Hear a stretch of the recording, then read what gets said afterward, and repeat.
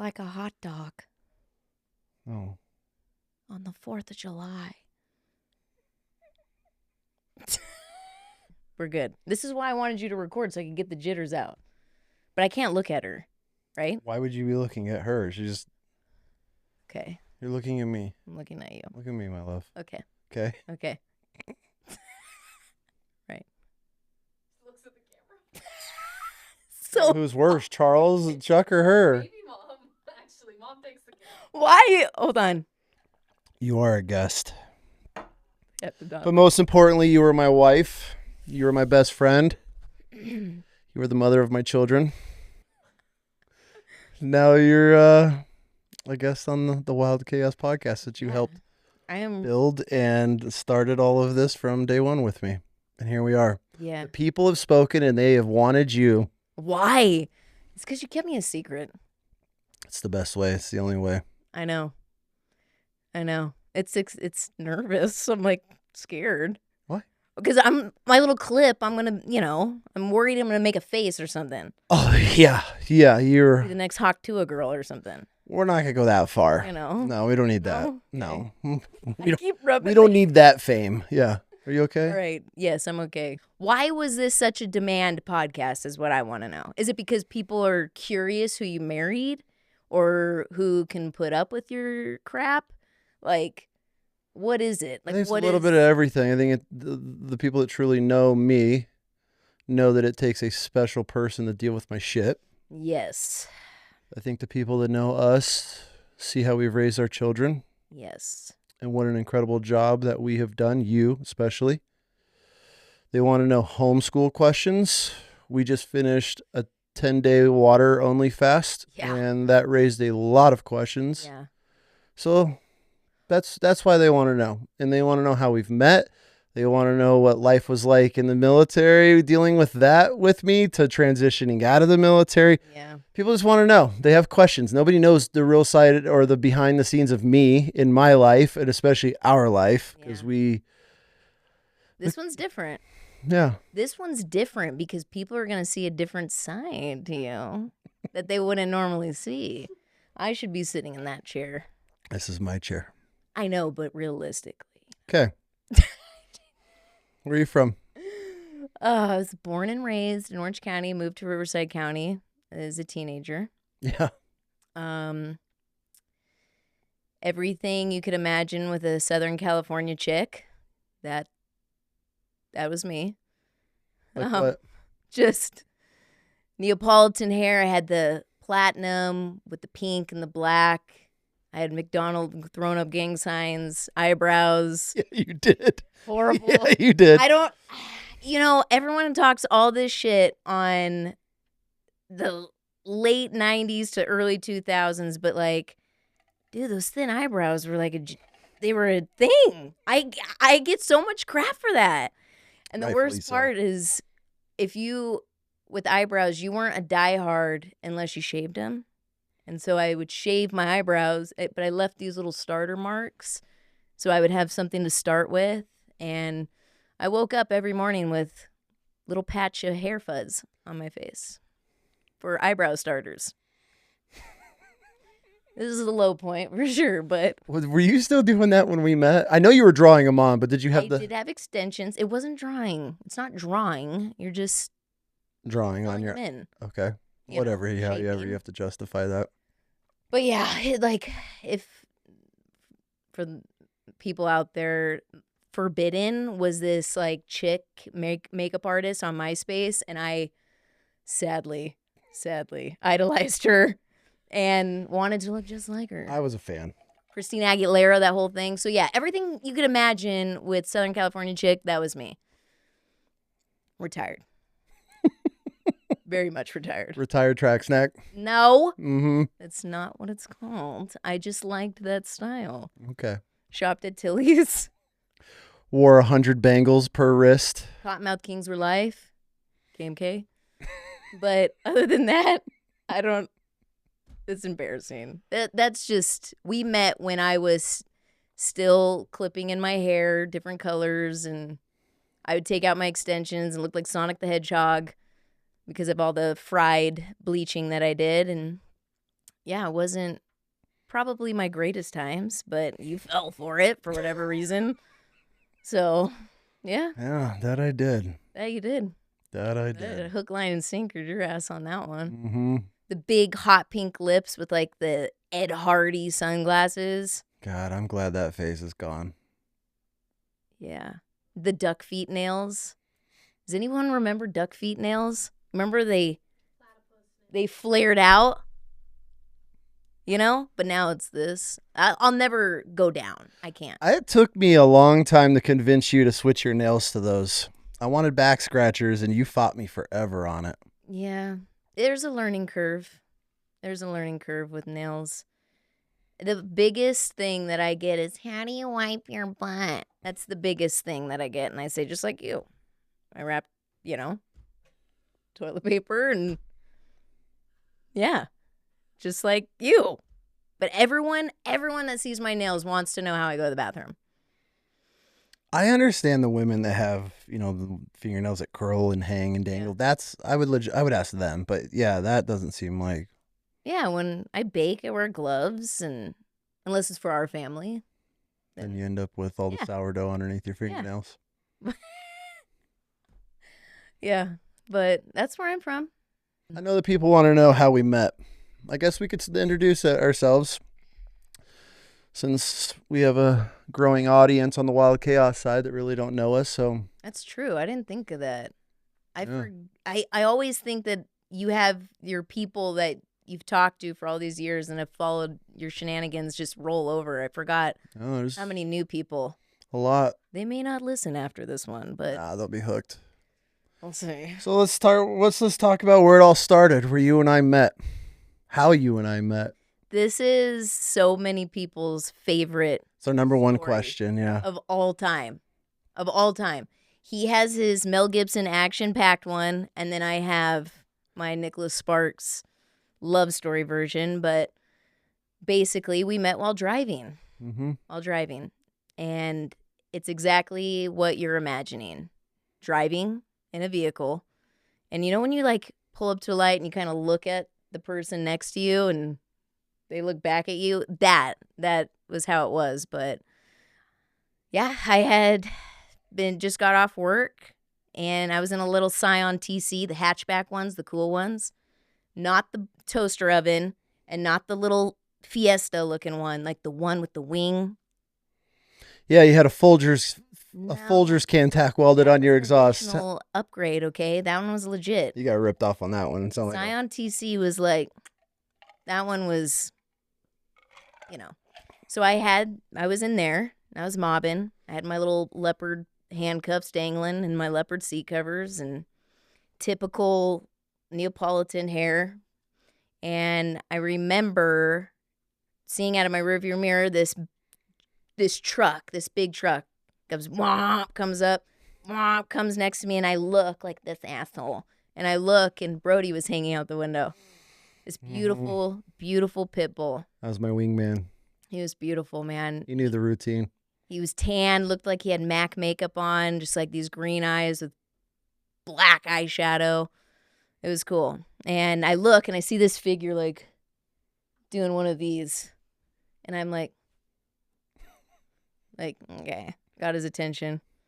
And then we come to a stoplight, and I'm sitting here like this, and out of my peripheral, I see this. I did it. You said I had to roll my window down. I had electric windows, but that's the universal sign for roll your window down. You had one of those. No, I didn't. Yes, you did. And I just flicked my hair because you always have to do that. And then I went because I had automatic. Okay. And I look, and this figure is like this, and he goes, "You looking at me or the dog?" And me like an idiot. I went, "Both." Like, who says that? Who says that? But I was like, "Both." And you're like, good answer. And we both laughed. And so now I'm on call. Like, you know what I mean? Like, as a girl, you're on stage is set. Now you have to, posture's good, glasses are straight, lips are this. And you're like, okay. Because I know he's going to try to get my attention again. And we came to another light. And This was on Winchester, yeah, right? Yeah, Winchester. we hit Temecula. every single light. We were right next to each other. I was dying. And I went, "Zzz." Well, did you want to add your little part to it? Yeah. Okay, because add it's your kind of little part. important. This is the Mel Gibson part. So go ahead. In my true fashion, I had made this. I ran over this concrete barrier, and I didn't know there was like 3 or 4 cops behind me. As soon as I mob over, because I turned on the wrong street, because I was just moving out there. I think I had like a bed in the back or something. I had a truck full of shit, and I went down the wrong street, and there was gridlock traffic, and there was this little concrete barrier. I was like, well, fuck it, I'll just run this barrier over and turn around and make a U-turn. As soon as I go over it, all these cops light me up, but they couldn't get over the barrier because they were in cars. So I knew I had time to get the hell out of there. So I mob out of there. I go in, when they're like a Winco or something, I flew into there was like a big outlet area. I flew into that parking lot, went through the bushes, and that's when I came out on Winchester. And the very first, I saw a Scion, and then I knew from the motorcycle days, every Scion TC in Southern California at that time had a hot chick in it. Had a broho in it, basically. Yeah. And so I see the Scion. It's got a wing, and it's got pink handcuffs or dye or something hanging. Leopard hanging from the windshield. And I was like, oh, yeah. Little did you know. Look at. Yeah. So we roll up to the light. Sinker. I got your attention. Yes. And then we meet at the next light. Yes. So that third light, basically, I like roll down again, and you go, I'm new around here. You should let me take you out sometime. And I'm like, okay. And you're like, what's your number? And I'm like, my name's Brittany. And I started spelling my name. You're like, yeah. Number. Yeah. Trying to get away from the cops. Like, you're trying to have a conversation with me. How are you going to address me? Hey. Yeah. Hey. I'll find that out later. Get the details later. So then I'm like, I give him my number, and I'm driving off, and I'm thinking, what the hell, you thirsty? I was like, I just gave my number to a dude. I don't even know what he looks like, because I'm looking up. Like, you know what I mean? Like, you're to my left, and I'm looking up because you're in a lifted truck. I'm like, Brittany, giving my number. And later that night, I was like, I'm not going to hear from that guy anyway. And then this was BlackBerry days. Yeah, it was. This is Blackberries. And MySpace and Blackberries. Yeah. And I remember hearing the little ding, and I opened it, and this text message said, so when are you going to let me take you out? And then we started talking, and you were asking me what I did for a living, and I was like, I'm an executive assistant. So, got coffee and cigarettes, like, basically, like, thought I was so cool for doing that. And then I was like, what do you do? And you took forever to reply. This mofo takes forever. And I'm like, hello, this is before ghosting was even like a thing. And you can't double text on a BlackBerry, even at this time. So I was like, okay, whatever. I'll hear from him when I hear from him.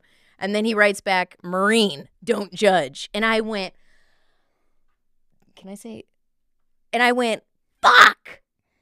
I'm like, damn it. I have dodged Marines for, oh gosh, all the times I went down in Oceanside, dodged them like the plague. I don't blame you. God, dude. Yeah, I don't blame you. You want to party? No. That type of stuff. Just, and they're always drunk. They were always freaking drunk and sloppy. And so I was like, great, of course. The one dude I give my number to is Marine. And we spoke. It took me forever to respond because I usually would just lie. Like, as a firefighter, professional baseball player. Snip that out real quick. No, you wouldn't. Yes, I would have. Yes, I would have. No, we had our stories down. No, you didn't. Yeah. The Marine one was perfect. It fit everything. Like, who hollers at a... Who holler? Where did that come from? What even... Freaking Jersey Shore coming out. What was that? I don't know. My nerves. Hollers at a chick. I mean, that does take some balls, that's for sure. That did take some balls. And then we hit every light.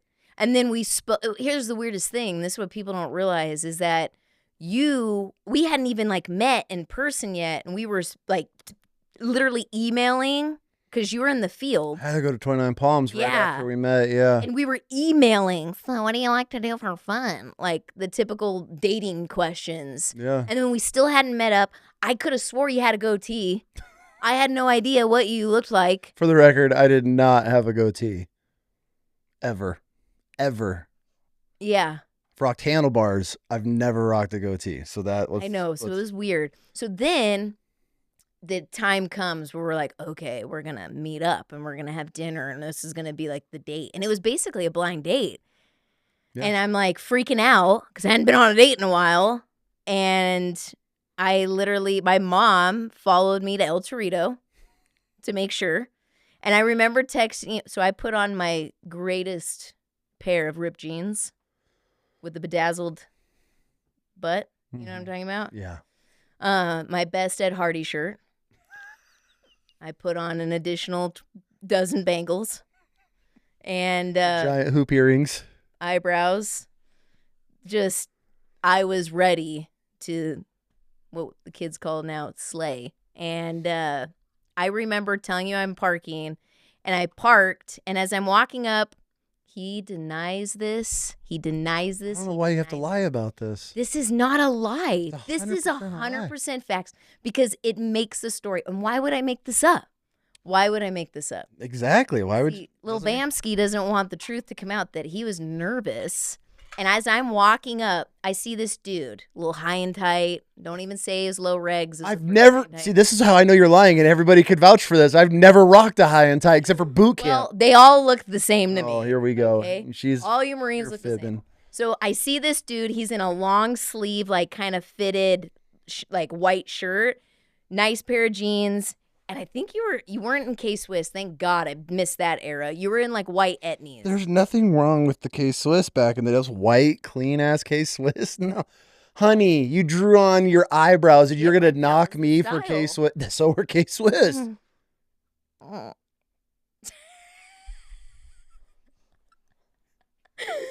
Oh my God. I still don't get it. Yeah. This dude, he was pacing. I wasn't pacing. He was pacing. It was cold. He was pacing. It was not cold.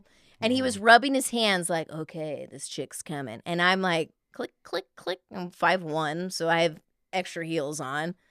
And as I'm walking up, this dude is growing as I'm approaching. And he just opens his arms, bear hugs around me, picks me up and spins me. And then we sat at El Torito for hours until they closed. We both had, like, he had friends waiting on standby to, like, call him in or something, like if I was some troll. And then that was had my mom. That was a thing because the crew back in the day, you get stuck with a chick. This is before, like, ghosting and I don't know what they do now, but we would text a code word. And then I would get a phone call and they'd be like, yo, there was a fight in the barracks. You got to get here. It's a shit show. And I'd be like, and I'd always have it like loud or on speakerphone. I'd be like, really, dude? Like, I'm on a date. How would you not laugh? I would be dying laughing. Because if it got to the point where you had to text your boys to get you out of there, like you were ready to go. So it wasn't funny. And then you'd get in the truck and be like, yo, bro, thanks. Like, this one was fucking crazy or whatever it was. And I think it was Betancourt. He was always on it. If I told him, hey, I'm going on a date, be ready. He knew. If I texted, banana was our code word. That's right. If you got banana texted, you called immediately. And then this is how you knew the date was going well, because you told me about this code. Yeah. Like at the date. Well, it was safe. I knew we'd pass the point of like, okay, she's not. Well. Okay, it gets better. Our date gets better. Jesus. I've been waiting for this cameo. This is about to happen. Okay. So then I got to build up to it. I got to get them ready for this.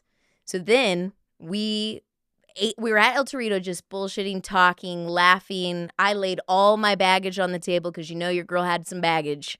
I had some baggage. I laid them like freaking tarot cards down for him so he could analyze, decide if he wanted to continue to date me. Because what these girls, I haven't dated obviously in a long time, but my mentality was, okay, you're either going to stick or you're not. I'm going to lay it all out here. And if you want to continue, there's no surprises. I laid it all out. And you accepted like the good old Marine that you were. And still don't know what the hell I don't know either. But look at it. We wouldn't be sitting here. No. And just with a bakery downstairs and a garden and a podcast upstairs and two great kids. Mm-hmm. So it worked out in your favor. I mean, yeah. My favor? I mean, mine too, but Yeah. You're welcome. You're welcome for pulling you out of the slums. get the hell out of here. So we're literally at El Torito until they're like, well, you have to get out of here. Like they were closing. I want to take that out. And my bad. It's just a habit, dude. It's just a habit. And so it was kind of like that awkward, okay, well, and you go, do you want to go drive down Old Town Temecula and make fun of drunk people and fuck with drunk people? And I was like, yeah, yes, please. And so he actually put me through a test. As we were driving, he's like, this is how you knew this dude wasn't from Temecula, okay? He goes, hey, do you want to steal traffic cones and go block off? I think it was like Jefferson Road or something, like a major hub of Temecula. You know what I mean? No. And I'm like, yeah, sure. Yeah, let's do it. It's so fun because you see the cars turn around. I'm like, okay, dude. And he tells me to go grab these giant orange traffic cones the size of me. And I click, click, click, click, click, click, click, click, click. I'm running with one each, click, click, click, click, click, across Jefferson. And we set him there and I run and go over the hill with you. And we watched the cars slowly come up to it. And it was actually funny because it was a main road and people were so mind-effed. Blinking lights and cones and everything. Yeah. Turning around. And we were dying laughing. And then we're like, okay, let's go make fun of drunk people. And we drove around dying, just messing with these people. Dudes throwing up and you're flashing them with the high beams and just all this. It was just shenanigans for sure. And then we stayed in the truck and we were talking for a long time. And I think it was like 3 a.m. before I was like, I gotta go. And no first kiss. There was no kissing on the first date. You tried. You're gonna lie to your audience right now. Look at them in the camera. I'm kidding. Okay. Yeah. I'm kidding. I was like, no. He was like, just in case you want to know, I don't kiss on the first date. I'm like, get the fuck out of here. Yes, you did. There's no such kissing. a clown. No, I'm such a clown. Serious. I'm dead serious. And you had your like stoic face on with it. I'm like, okay. And little did you know, I was like, here's the camera. Yeah, you ate it up. Hook, line, and sinker. I didn't eat shit. Hook, line, and just feeding. I'm literally like, this one's different. Like every girl says. Shit show later. Yep. Literally. But and then and remember at the 4-way stop, you would go and then they would stop and then you would try to go. And anyway, we just messed with people. It was honestly the greatest first date. It was the best first date I've ever Best first date I've ever had. And people are like, you have to say that you married. I'm like, no, I don't. It's the truth. Even if we weren't together, I would say it was the best first date we ever had. And yeah, then your boy was addicted. And then I'm just kidding. Oh, I'm missing the greatest part. So for those who want to know, how did you land Brian Marshall, right? With this. No, don't do it. You don't want me to do it? Are you going to seriously do this? What if it goes viral? All right. It's not going to now because I said it. No, I'm not Have at going to it. do it. I'm not. Have at it. You have to do it I'm now. not going to do it. Yeah, do it. No, I can't. How did you hook me? Since So we're driving around and he asked Didn't you ask me if I had No. You asked me if I had any special talents. I've never asked. I could care less. Yeah. Special talents. That's what. You have any special talents? I was like, actually, I do. I did this whole skit where I like pierce my lip. Like I pretend to pierce my lip and then I tie a string to it and I do this whole little mime thing. It's actually pretty good. Do it. I can't do the whole thing. No, because it lasted forever. You'll get canceled. That's when I know. knew it was okay. Like time to go. What time is it? Because this skit lasted forever. This was the only part of the whole day where I was like, you fell for it. You fell in love with it. Let's be real right now. What guy wouldn't have ran for the hills after seeing that? And then my Smeagol impression, that one got you too. It did. Those of you closest to us, ask me on the side. I'll do it for you. I can't do it now. I'm too embarrassed. yeah, I'm not gonna push for it. I'm not. We're not. But basically, that's what made him fall. So basically on our first date, she did a Schmeagol impression and then this 30-minute long skit of piercing her lip and tying a string to it. Dude, but it looks so real, does it not? And then I shake my hand like I'm Like I'm piercing through the skin. And then you grab it and you go, hold on. Okay. All right. And Anyways, then you tie it to keep it. So cringe. it is. Hi, dudes. Look who blessed us with her presence. Come here, the dudiest. Oh, so Dudiest. all those who want to know how we met, that's how we met. That's how he fell in love. That's how you win his heart. Smeagol impressions, mime stuff. Yeah. That's Now why. we have this creature. Yeah, she's the real life Stitch. She is. She's a mutant. We rescued this fat little turd. She's sweet. I'm sorry. Last July, actually, Keiki wanted a dog, and we told her to do some research. Because, I mean, like, you know, kids come up with, it needs to have a mohawk, and it needs to have this. You're like, yeah, find the dog, and we'll get it. So she lists off, you know, she goes, I want a Jack Russell Dotson mix. And we're like, yeah, we'll find one, thinking that we would. And lo and behold, this ad was a Dotson Jack Russell mix. And then it's where you get this little mutt. And yeah, she graced our presence with 6 toes. She's got an extra dew claw on Yeah. a dew claw. And she's not a Dotson or a Jack No. Russell. She is a Pit bull. Pit Wawa. She's a Pit Wawa. And for those of you wondering, how does that happen? That's what everyone asks. We have no idea. But Yeah. yeah, that's what her paperwork for her allergy test said, because I missed that part. She has worse allergies than any bubble baby. And yeah, so that's how we found out. So now we have this dog, and then Keiki wants a turtle. Snake. Or a snake. Oh, snake and a turtle. Something. No, she's bored with it. So that's how we have the Dixie. Not bored of it. That's how we got the Dixer Doodles. Yeah. She's actually a really good dog. Yeah. For a rescue, you're rolling the dice. She I'll has 2 take. chips in her. Yeah, she's got 2 chips. We think that she was stolen, or maybe it was like a. We don't know how even the vet was like, I've never seen a dog with 2 chips in it, and they're both registered differently. So yeah, actually one of them wasn't even registered. Right. But That's right. yeah, now we have, and now I'm in my little dog era. Nash, I never thought in a million years I would ever be a little dog person. Yeah. She's cool, though. Yeah, she's pretty rad. She got a bunch of personality. The one thing I haven't figured out yet is if they go through their little Oh, yeah. PMSing as well, because she This is your first female dog. ever He's surrounded by females here. Surrounded, down to the dog. couldn't even get a male dog. Yep. She looks like a boy though, huh? You're so She does. handsome. You're such a handsome dog. But anyways, Yeah. What else do people want to know? shit, we just gonna start. I'm just gonna start asking questions, and then I'll just start a topic. Yeah. You down with rapid- that? Where do you want to start? You want to start? I don't know. Let me see. What? I know you said they wanted to know how we met, so now you know. We met while driving. Yeah, we met while driving. And then what else? What's your favorite moment so far that you have seen me share with the girls? Outdoor, schooling, whatever. Shit. What's one of your favorite memories with me and the girls? Who asked that? I don't know. Really? Yeah. That's a really good question. That's a really hard one, too, because We have some pretty good memories.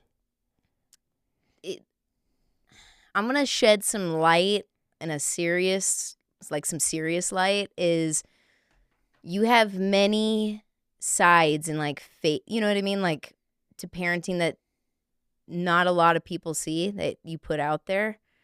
And man, one of them up there is seeing you as like a coach for them during the Taekwondo era. Mhm. Man, that was a cool moment. Like as a mom, it's like the one time where you're a mom and you're okay with not having that like spotlight. Does that make sense? Because good moms get a lot of like, oh, she's homeschooling or she's teaching them this or she's teaching them how to cook. And dads teach kids a lot of things, but like this I couldn't give them. You know what I mean? And so one of my favorite moments was winning some of the toughest tournaments that we have. And you would think that would be Worlds, but Worlds was huge. Mhm. But building up to Worlds Championship, some of those tournaments were watching you and them succeed and watching. It's a hard subject to talk about with some people because there's a lot of, this is a great topic and I'll put on how I feel about it. Masculinity is so important, and the girls and I both know that you're supposed to be dangerous, but not to us, right? And watching how you broke them down, and this is super controversial because a lot of people that don't understand this, they're not going to really grasp what I'm about to say, but those that are in martial arts are going to completely understand this. Or any competitive sport. Any competitive sport, but martial arts specifically speaking is when you watch them and hear them break down your kids to get them to that point in order to build them up, because you can't build someone back up unless they're broken, right? And as a mom, I mean, this podcast studio used to be where the girls trained and worked their ass off, and you know, Brian built 3 world champions out of here, and I would hear the process of breaking them down downstairs. And as a mom, as a nurturer, you just want to come up and don't you talk to them that way. But like, it needed to happen because we had that conversation with them is, what do you want from this? And they wanted to be world champions. And so that was a really tough, conversation to have. And it's a really tough process, but it's anybody who's watched our kids from start to finish within that journey and know them now can appreciate this statement when I say that Brian's masculinity and the quote unquote toxic masculinity and fathering with breaking them down and building them up is what made them. And that it was one of my favorite moments because it's pivotal. Being a female myself and then raising 2 little females, it doesn't make them better or stronger or harder than boys. It just gives them something that they can go on and carry on in life with and apply that with, that no fundamental typical raising would ever do. Yeah. And I really hope people who hear that really appreciate what I'm trying to say with that is there's a balance. Like, I'm not saying that you're going to mentally and emotionally berate and abuse these kids. That's not what happened, but it's breaking them down to the point of how bad do you really want something, and then watching you build them up to get to that point. That was one of my favorite moments. It's tough, as a dad, but like you said, we had that conversation. And when I sat the girls down, I'm like, hey, you girls want to be world champions. Like, you're going to fucking earn this. And if you guys are telling me you want to be world champions, we're going to become world champions. Yeah. And you knew what it was going to take, and it wasn't easy, Yeah. Especially when you got your little baby girl and she wants to be world. 9. Yeah. She was 8, 9 years old at the time. And, to break them down and then to build them up and then to build that confidence. And then you see like every tournament or every fight, it just would grow and grow and grow. And it's not like you're doing it constantly. It's I obviously, coming from the military background, I'm not treating them like little Marines, but there is a science behind it. And, to build something of what they became, like I wanted to start fresh from the bottom. And that was physically, mentally, everything that comes into becoming a world champion. And For sure. I don't know, was it the right thing? I don't think I would do it all again. How we did it. And Yeah. the fact that they became world champions and multiple state champs and in such a short amount of time, like we worked our asses off. They worked their asses off. Sure. That was For a sure. great era. A great era. I think martial arts, putting our kids in martial arts, even though the gym was the worst environment, turned into the worst environment you could ever have imagined, but it was such a blessing at the same time for our kids because it completely changed who they were for the better. Brought them out of their shell. They got to learn how to overcome bullying and harassment, jealousy. And it was incredible to be able to watch and then to have them be able to overcome so many obstacles and hurdles and all the kids against them because they're excelling past them. And the owners of this place are just absolute horrible. Mm-hmm.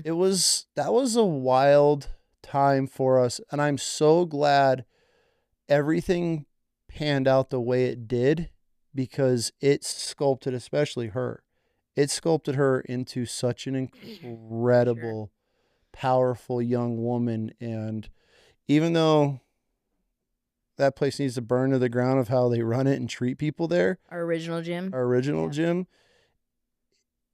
it was the greatest thing that's ever happened because of how horrible it was. It forced her to have to overcome staff bullying her, boys taking everything out on her because she's beating up everybody. That was the type of stuff to me where, and then it just got to the point where it was too much, where it was just harassment and jealousy from paid staff. That's when we knew it was time to go. And the drama, oh my God, the drama. But It was a great that whole era was so incredible. The traveling and our kids being able to, the fact that you could, and never in a million years would I ever think we'd be this traveling medal chaser family, which we were. We were 100% medal chasers. Once the girls won their first medals, like real medals, we were like, holy fuck, these things are badass. We were like a tournament away from getting matching velour like sweat tracksuits. Like the Russian family. That literally said, like, are you ready for this? Martial, like our last name, arts, but like martial arts, you know? It would have been so dope. Mine was going to be red and it was going to say martial arts and it was going to be the girls kicking on it because Lord knows I can't. But like, I loved that era.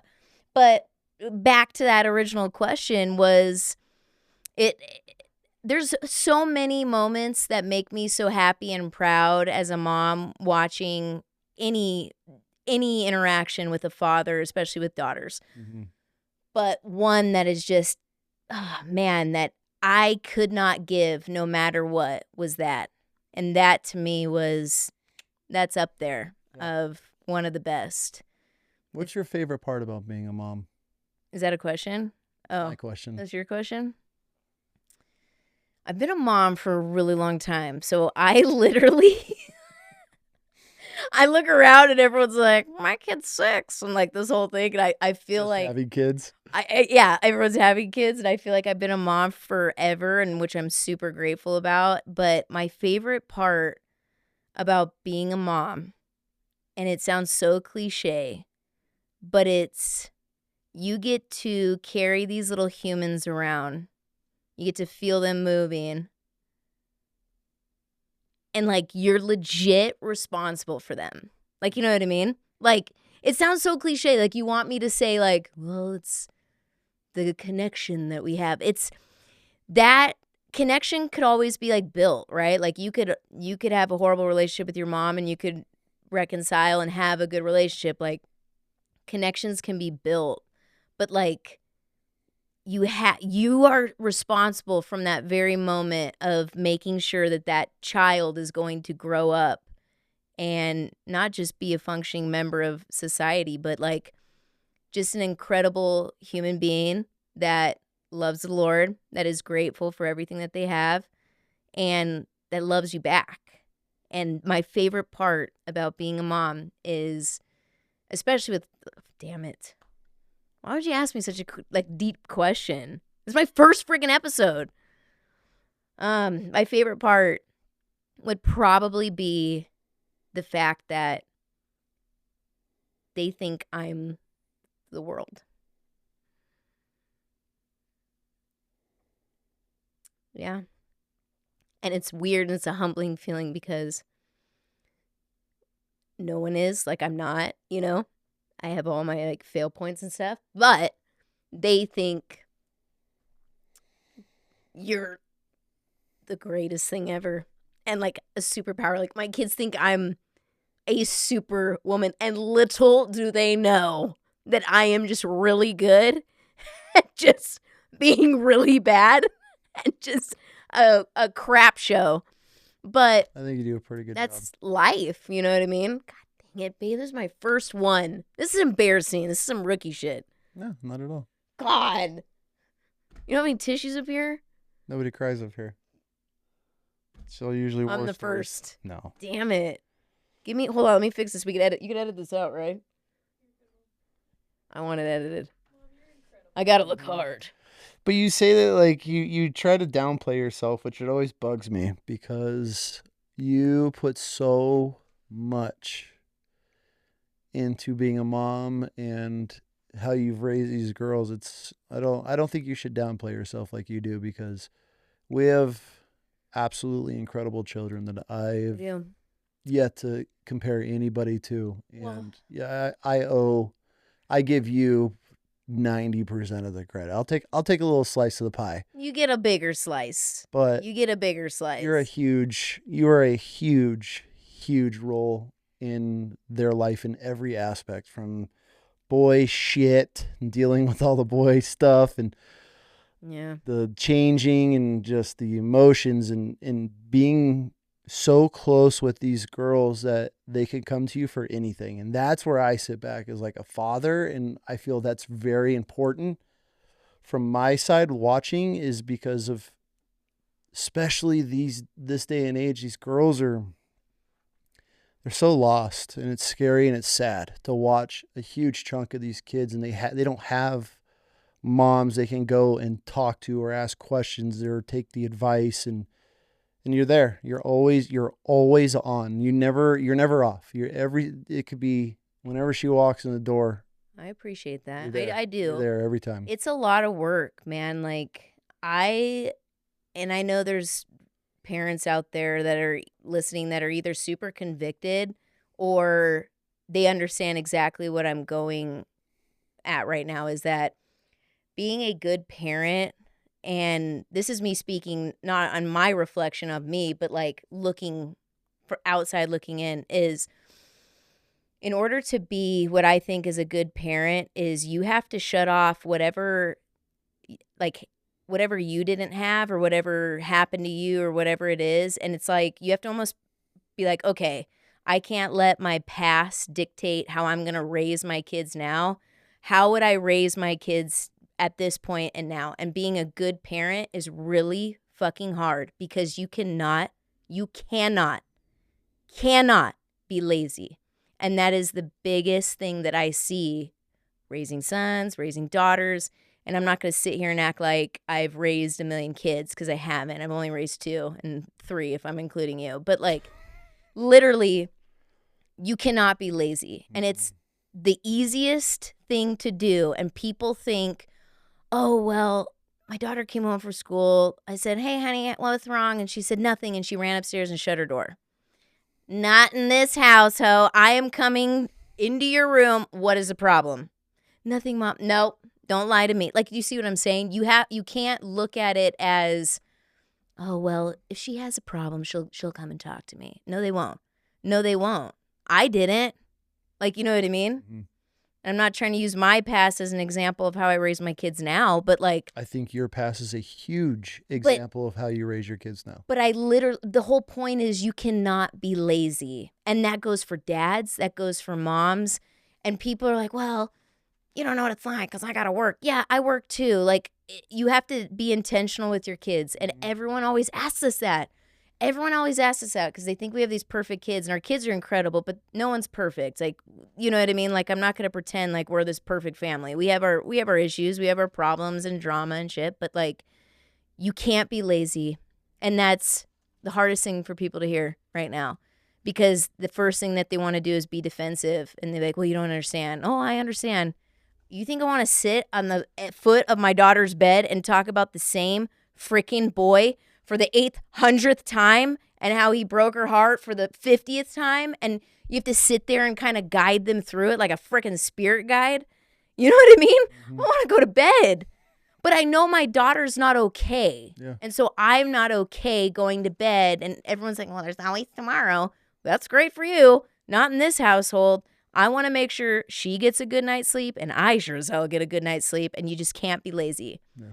So I love being a mom. I wish everyone loved being a mom as much as I did. It's not easy though, and it has its challenges, and raising 2 girls is especially something different because everyone puts girls in the same mold, but yes, they're females, but they're completely different beings, entities, emotions, feelings Oh my God, is it ever? ever. So 3, including the fucking dog now. I got I 4 know. different crazy ass women She's- in this house. She's going through luteal stage. She's in hell week right now.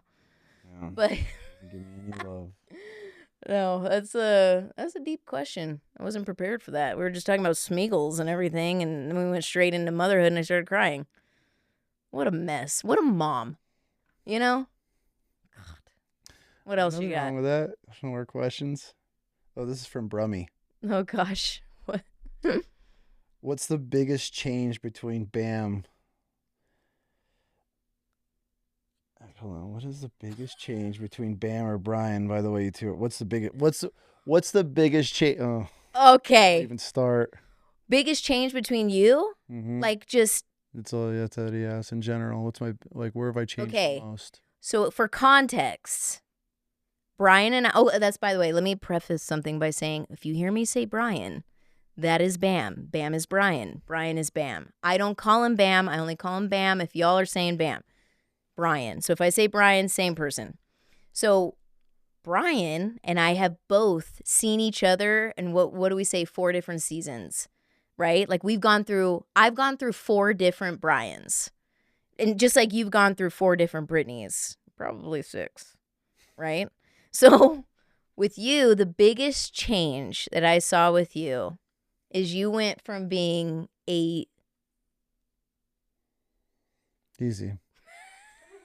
Easy. I wish they could have seen my face. Like, I wish the listeners could have seen my face. Went from being, how do I say this? Because you are my husband and it's out there on the internet. You went from being kind of a jerk. I was an asshole. Yeah, as long as you said For it. a long time. For a long time. But I could say that right now because I did all the dirty work. Dug into you, broke you down, built you up, put some Jesus in you, planted the seed. You're sprouting this whole new era of dad. And my favorite part of Brian was when he became a father of 2 girls.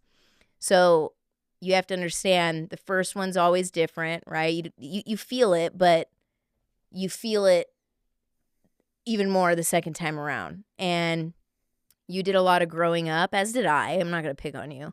Did a lot of growing up once the girls, Keiki was born and started getting a little older. And watching him blossom into the dad that he is now is my favorite. Because you guys have to, can I please tell them the story of how you thought that you were going to have a boy? Oh yeah. Okay, listen to this. Listen to this. This is the type of dude he was. And I say this with love. This is old Brian. So we find out we're expecting, right? Second time. And I thought I was going to have, guess what? And he was not having it. I put the pregnancy test. He was asleep. And I said, guess what? And I put it up to him. And he's like, get that piss stick out of my face, or whatever you said. He wasn't as excited. So I'm like, okay, that's fine. Whatever, dudes. It's a dude thing. I'm more excited than anyone. Now it comes to the time where you're about to find out what the sex of the baby is. Now, mind you, he was still in the Marine Corps at this time, and all of his boys were like, you're Bam Bam, you're going to have a boy. You're Bam Bam, you're going to totally have a son. You're Bam Bam. And I'm like, bruh, he's going to have another daughter. He's freaking male chauvinistic as hell. God's not going to give him a son. He's going to have I'm just going to be pumping out daughters with this dude. So I'm like, okay, yeah, you're going to have a son, right? So we go to the place. It looks like a little cottage in there, and they're playing Faith Hill and Tim McGraw. Lights are dimmed down. Got the fake little fire in the Yeah, and they make you lay on the bed. The what? The plastic bed. Dude, everyone else is comfortable except me, right? Anyway, I should have prepped the woman. It's still a regret to this day. This nurse is like, I tell the sex of babies all day. I'm in a great mood. I should have told her who we were so she was prepared, because she was way too happy and didn't even, she just blurted out, that's the vagina, it's the girl, this whole entire thing. And Brian screams. He goes, fuck, and literally with his head in his hands, like he was a 12-year-old boy who didn't get a PlayStation for Christmas, okay? And I'm like, can you shut the door, please? He is fuck. It's echoing through the entire thing. The woman stops with the wand on my stomach, like, do you guys need a minute? And I'm like, yes, pause the Faith Hill, please. We need to talk. And literally, he did not talk to me. He didn't talk to me. He was so pissed. Like I was some voodoo witch doctor. Your fault. And I was like, you're a girl. Didn't we like have the book and we're like Yeah, this fool shit? makes me. Oh my God, I forgot about that. forgot I'm about telling it, them. I am marking this. I This wanted a fool boy tells so me, bad. my mom got this book and she made my brothers and my sisters with this book. And I'm like, okay, send me the book. I'll Amazon it. I buy this $14.95 book, How to Choose the Sexier Baby. And I have to lay upside down swinging from a totem pole, like all this weird shit. Eat a pineapple on Tuesday, like all this weird stuff. Girls. Just girls. You didn't do it right. You didn't read the right book. I'm like, I read the same book you told me. And then the next morning he realized, he was like, I'm sorry. I'm an asshole. I'm still going to love this baby. I just really thought it's going to have a boy. I'm like, yeah, well, you're not. If we continue to do this, you're going to have girls. You're not getting a boy. Yep. No way. That's why we got our little Makus. Yeah. So it was just, yeah. So that was my favorite, is once that little the little caterpillar came out, or butterfly came out of the chrysalis, that's when it was. That's when you became a father of 2 girls. And then you watched, oh shit, this is actually a lot of work. I have to be like on and present. Yeah. That's my favorite part. Yep. And you do a phenomenal job doing it. So, yeah. That's a good question, Brums. All right, next question. Oh, God. God, this dog farts one more time. It's fucking out of here. Can you edit out the cursing? No. What? Do this thing where Dad, is my kid an effing That's genius? coming. That's why I went like, Oh, I thought there's something wrong with my hair. How has your life changed since marrying me? Who asked that? Who asked that? It doesn't. It's just a Dang it. alphabet for a name. How has my life changed? Since marrying me. Oh, man. I don't even know where to begin. I do not even know where to begin. Okay. I do know. My parents will probably disagree, but it's the truth. I was a sheltered only child, okay? And I went to Arizona for vacation as a kid growing up. Like, I didn't get out and do much. You know what I mean? So we went to the river. Like, that was the extent of the nation that I saw. So I meet this little hillbilly from upstate New York, and not like upstate like Albany and, you know, Syracuse and crap, like Clayton, this little tiny village. He goes, I'm from a village. I'm like, a village? Like a tribe leader? Like with a tribe leader? No, like village, there's Amish people and you can't take their picture and it steals their soul. Like, he's telling me all this and I'm like, okay. One blinking light. I'm like, you have one blinking light? So he goes, well, I'm going to take you where I'm, back home. And when I saw what back home was, I was like, get me out of California. So I was 100% ready to explore with that. So you opened my eyes with location, getting out of the state of California, thank God. Hunting was a big deal. I was not raised in a hunting family. They weren't like against it, but they weren't for it. We didn't even have guns. Your dad really doesn't get it, though. No. He's not a fan. No. The really, really, really heavy animal lovers who think that they love animals, and I'm sorry, are 100% against it. Because I've met people that do love animals, like I love animals, and I'm not against hunting. I have my preference on things, right? Like, I don't have any urge to want to kill a mountain lion. Mm-hmm. You know what I mean? But like, I'm not going to shame you and judge you for it. It's just my whole deal ordeal. But I literally, hunting was a big eye opener. Guns, I had never shot a gun until with you. Oh God, preserving freaking meat, processing a goddamn elk. Okay, all these people out here are like, you kill elks, bitch. Come and process it with me. It takes 3 freaking days. Okay, you have never appreciated an animal more until he goes, you have some meat left on the sinuate. I'm like, and then you have to shave the little meats off the freaking sinuate or whatever the hell it's called. And then you had to learn that's what Indians made bows out of or whatever, glue. I don't know. You opened my mind to all this stuff. And then I was making bone broth. Then I went from making or shooting a gun for the first time to making bone broth and canned bear meat and meat pie and all this kind of stuff. And now we have a sourdough business. So there's that. So now I have a bakery. Well, Veterans, that's another huge one, is I celebrated for 4th of July. That was my extent of patriotism, like, you know what I mean? Yeah. And when I met you, and then after the Marine Corps and with wishes and everything, I was like, okay, this is eye-opening. So you changed my life with that. You pulled me out of the slums, as you said, and you gave me a little taste of real world and life that I didn't get and that I wasn't raised with. And that is what I'm actually most grateful for is the girls. They've gotten to have their hands dabbled in all of it. In all of it. I can't think of anything that I haven't touched that they haven't, you know? So we've got to do some pretty cool shit together. yeah, this family has definitely, we've done so much crazy shit for sure. For sure. But yeah, what else you got? Corey, what's the hardest part about raising daughters? Oh man. I know you have something to say toward this, and I have something to say as a mother, because these are 2 totally different perspectives. Mm-hmm.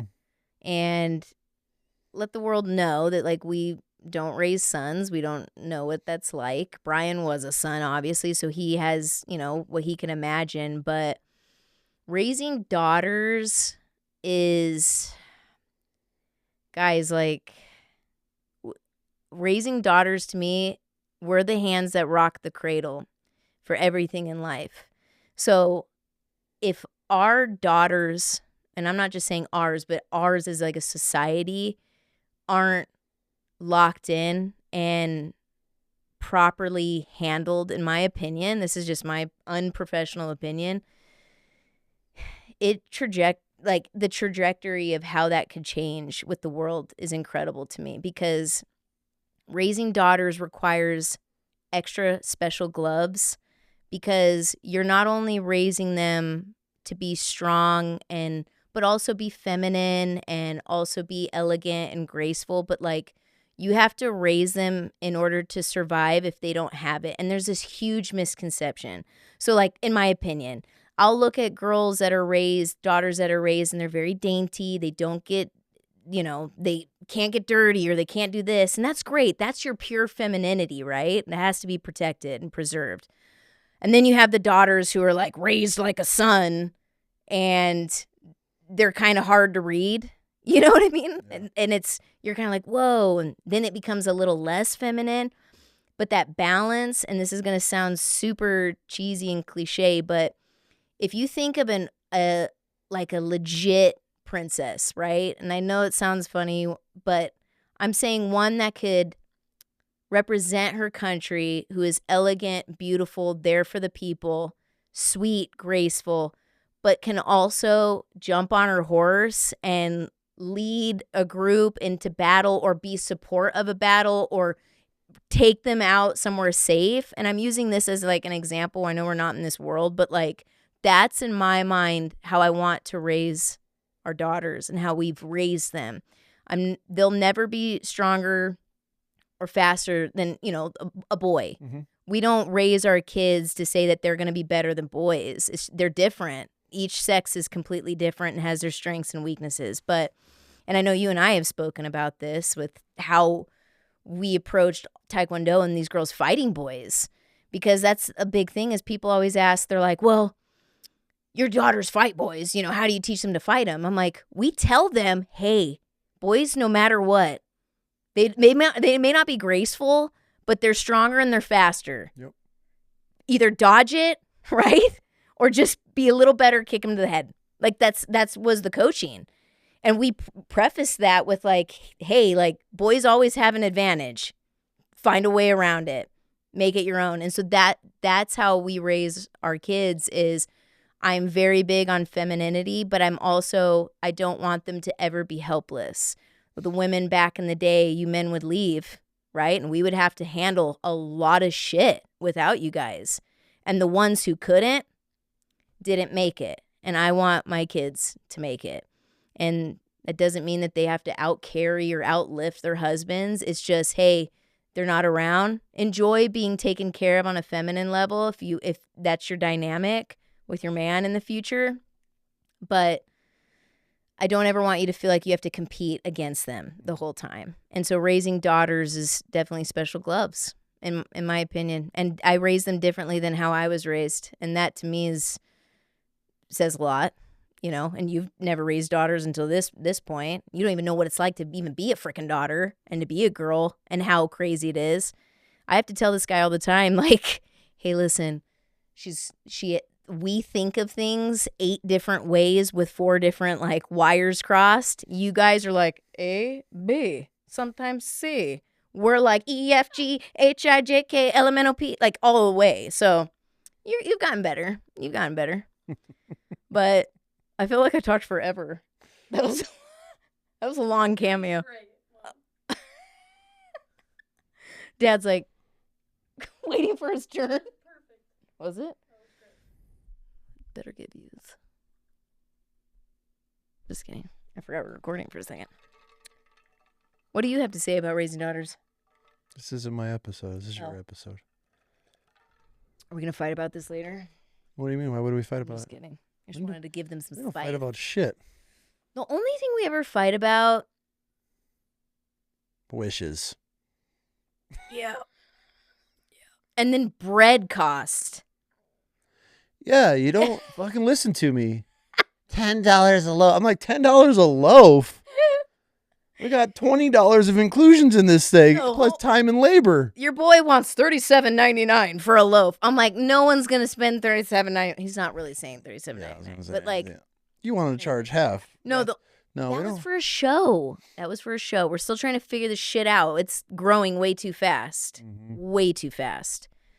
So we don't really fight about anything. No, we're past that stage. We fought for a while, but we argue about dumb shit, dumb stuff. When I mean dumb stuff, like your dumb stuff. You just don't listen to me. I'm always right.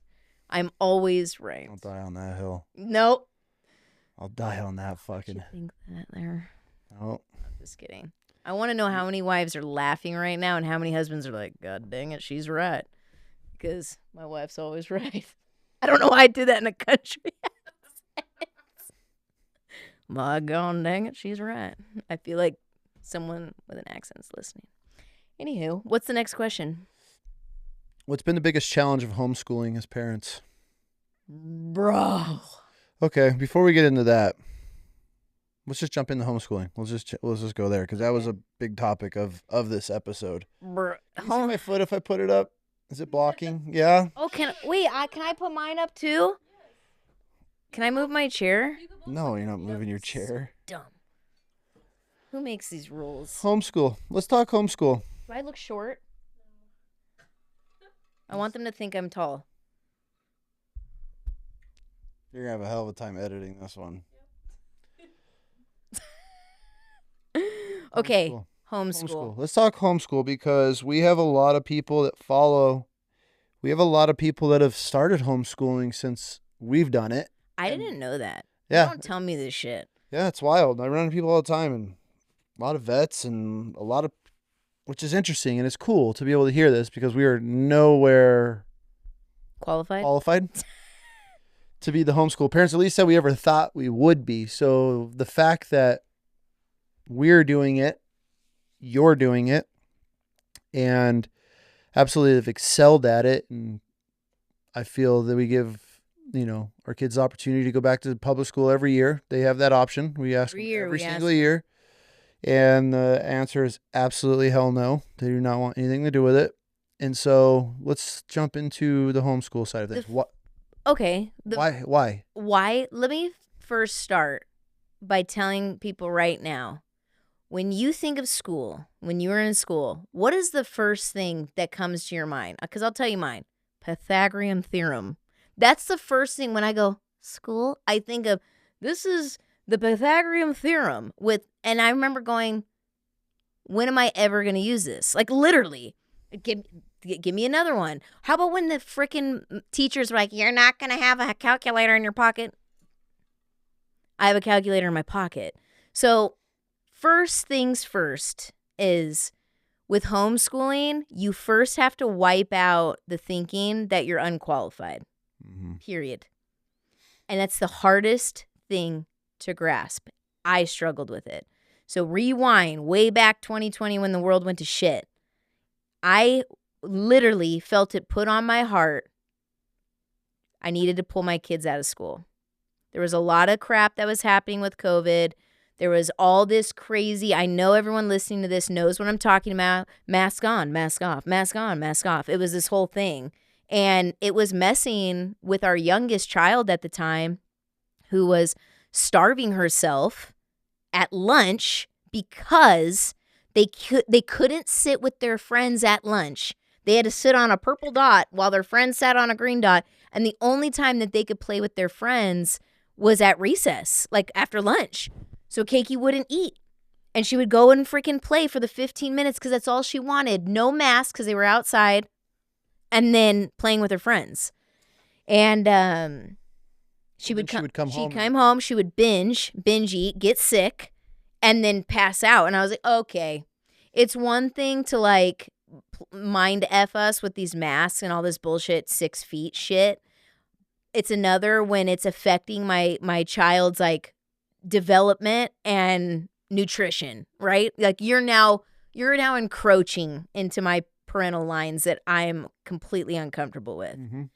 And I went to him and I felt this heavy, I can't even explain it. Anybody who's ever felt pure conviction or like discernment on you where you're like, okay, I need to be doing this, or it's this feeling, this heavy feeling you can't describe. And I went to him and I said, I'm pulling the girls out of school. You're either with me or against me. Those are your exact words. And he was like, kind of like, honestly, slightly taken back. I didn't see it. I mean, we talked about it a little bit, but then you came to me and you were like, you're with me or you're against me on this. I'm pulling the girls. And I was like, fuck, I'm with you. But I was like, are you sure this is what we're doing? Because 100%. A lot going on. And it's not just that. Everybody listening right now knows the feeling of, okay, I'm not a teacher. I don't know how to teach. I can't do math myself. I can't spell myself. Or how am I going to do this? I work. How is it? You start giving all these bullshit excuses in your head. I did the same thing. Like, I'm not saying I didn't, because I did. Because when I pulled them out, I was like, oh, shit. Like, I'm committed now. Yeah. I was committed. I had everyone watching, waiting for me to fail on this. I had you that I couldn't let down. And then I had our freaking kids who,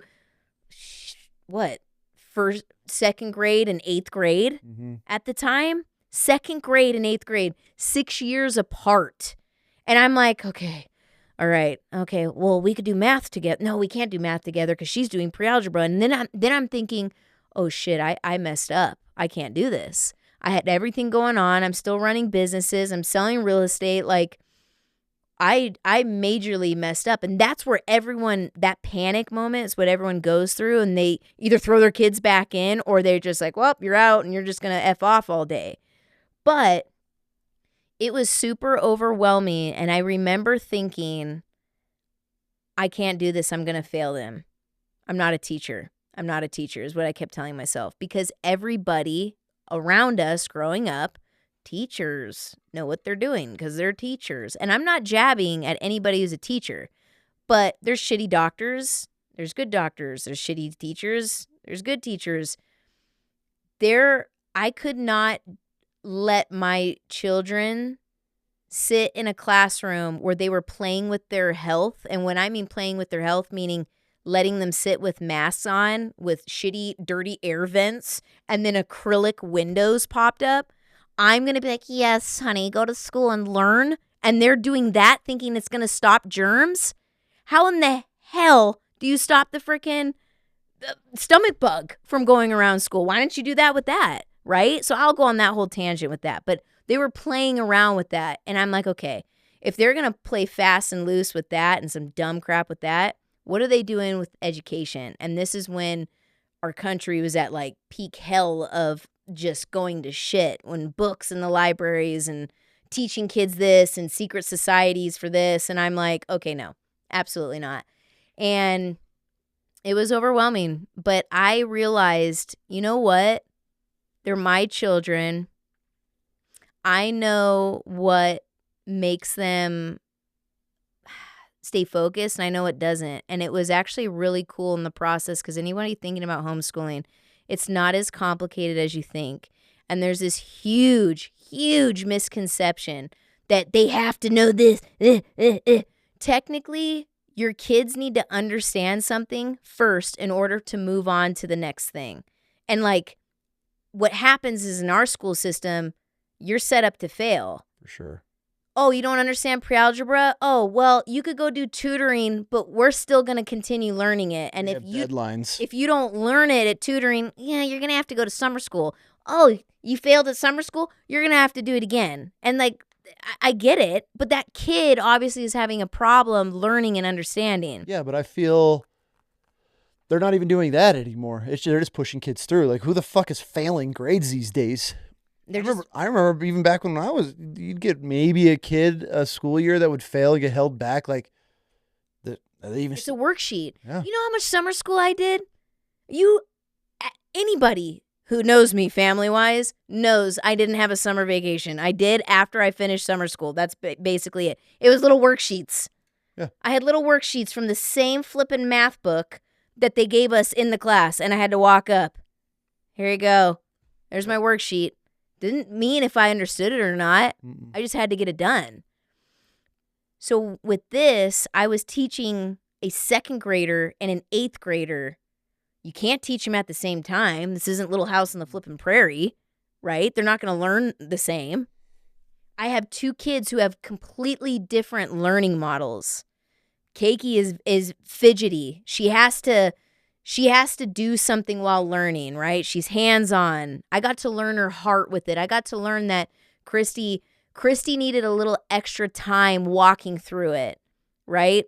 Keiki's doing her own, like she would have to write on the whiteboard in order to understand. Because I would make her, you're going to sit there and you're going to, what is this? Or she'd be kicking a, dog treat around or whatever. And finally I was like, how about you get up here and do it? Write all these for me. And then I was picking up that she was understanding. So on the positive is you get to now learn your child's heart, and you get to learn how your child learns. And then it gives you this, we've all had those moments when our kids were in school, and the clips, because they go viral, where they're trying to go over a math problem and the parents screaming at the kid because the kid doesn't understand. I used to think that shit was so funny, and it's not anymore, because it's actually quite sad. Mm-hmm. You know what I mean? Mm-hmm. Because the school system doesn't understand that there's all these different ways of learning. And with each of my girls, who are both intelligent, both like completely smart, very tech savvy, understand everything, they learned things differently. Completely different. And didn't make one better or easier than the other. It was just learning. It was just skills, different. Yeah. And they each had their weaknesses and things, and I got to spend more time with that.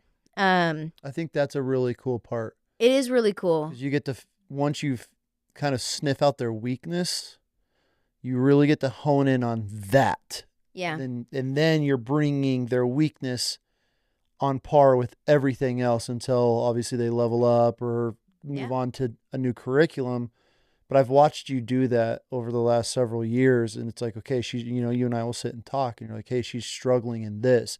And then you will just, you've almost taught yourself how to rewrite their learning to You had to basic. rewire them. Yeah, you've rewired these kids And we look at it now and it's like, why the fuck aren't they teaching it like that? Here's my biggest thing. You should be teaching your kids money from freaking kindergarten. Mm-hmm. And when I started realizing that Keiki was very incentive driven, she'd get like, let's say 7 questions right? And she'd be like, what do I get? And I'm like, here's a fruit snack. And I'm like, wait, it's like, you're not a puppy. Like, you're going to get giant if I keep giving you a fruit snack. Because she would just get them right and be incentivized. Christy was perfectionism. Like, she was just had to be perfect at everything she did. So it was very different. But Keiki was very incentive driven. And so I was like, my wheels started turning because these kids, and especially my 8th grader at the time, didn't understand money. Simple money. Hey, it's you. If you buy 3, you get 20% off. It scares people it scares kids because they're like, oh, percentages, this whole entire thing. But I know there's so many parents listening right now that have sat there and showed their kid how to calculate a tip.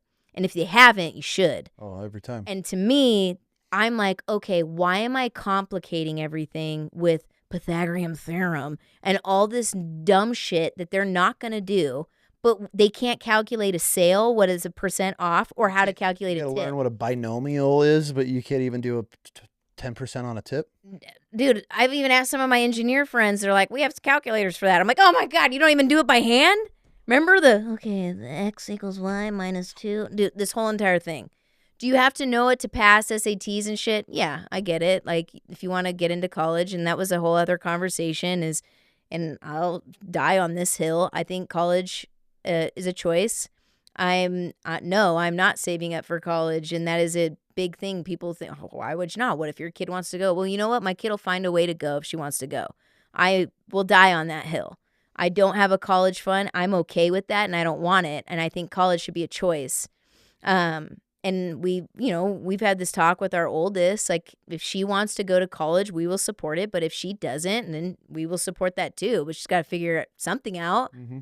But with just simple real life math, and that's what she wasn't getting because she was stuck on integers.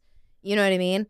And I'm like, okay, I have to apply real life to this learning, or else they're gonna be freaking culture shocked when they go out and have to calculate a tip, because no one freaking does that anymore because they calculate it for you. Mm-hmm. And I double check the math on it. Drives me nuts. I don't know why they don't teach that to kids at a younger age. I'm not saying they don't now, because I'm sure they do in high school. Christy, we have the curriculum, but it's just, I was doing it at an early age, and especially for Keiki, and that's when I started incorporating money. And I started doing the mom bucks. I had this really nice, for those of you listening, it's called Melissa and Doug. They're these really nice freaking toys that these Melissa and Doug made. And there's this really cool money where it has all the coins, and then from $1 bill all the way up to $100 bills. And it looks like, it doesn't look like real cash, but like to a kid, it looks like real cash. And with Keiki, I started paying her a wage with how she did. And people were like, okay. And I'm like, I would pay her, but she can't spend that money, right? So I told the girls, I'm like, hey, these are mom bucks. As cheesy as it sounds, it's mom bucks. But if you want to cash it in, dollar for dollar, for conversion, you have to wait till the end of the year, and you'll get that in real cash. Tax-free. However, and then I had to teach them about good old Uncle Sammy.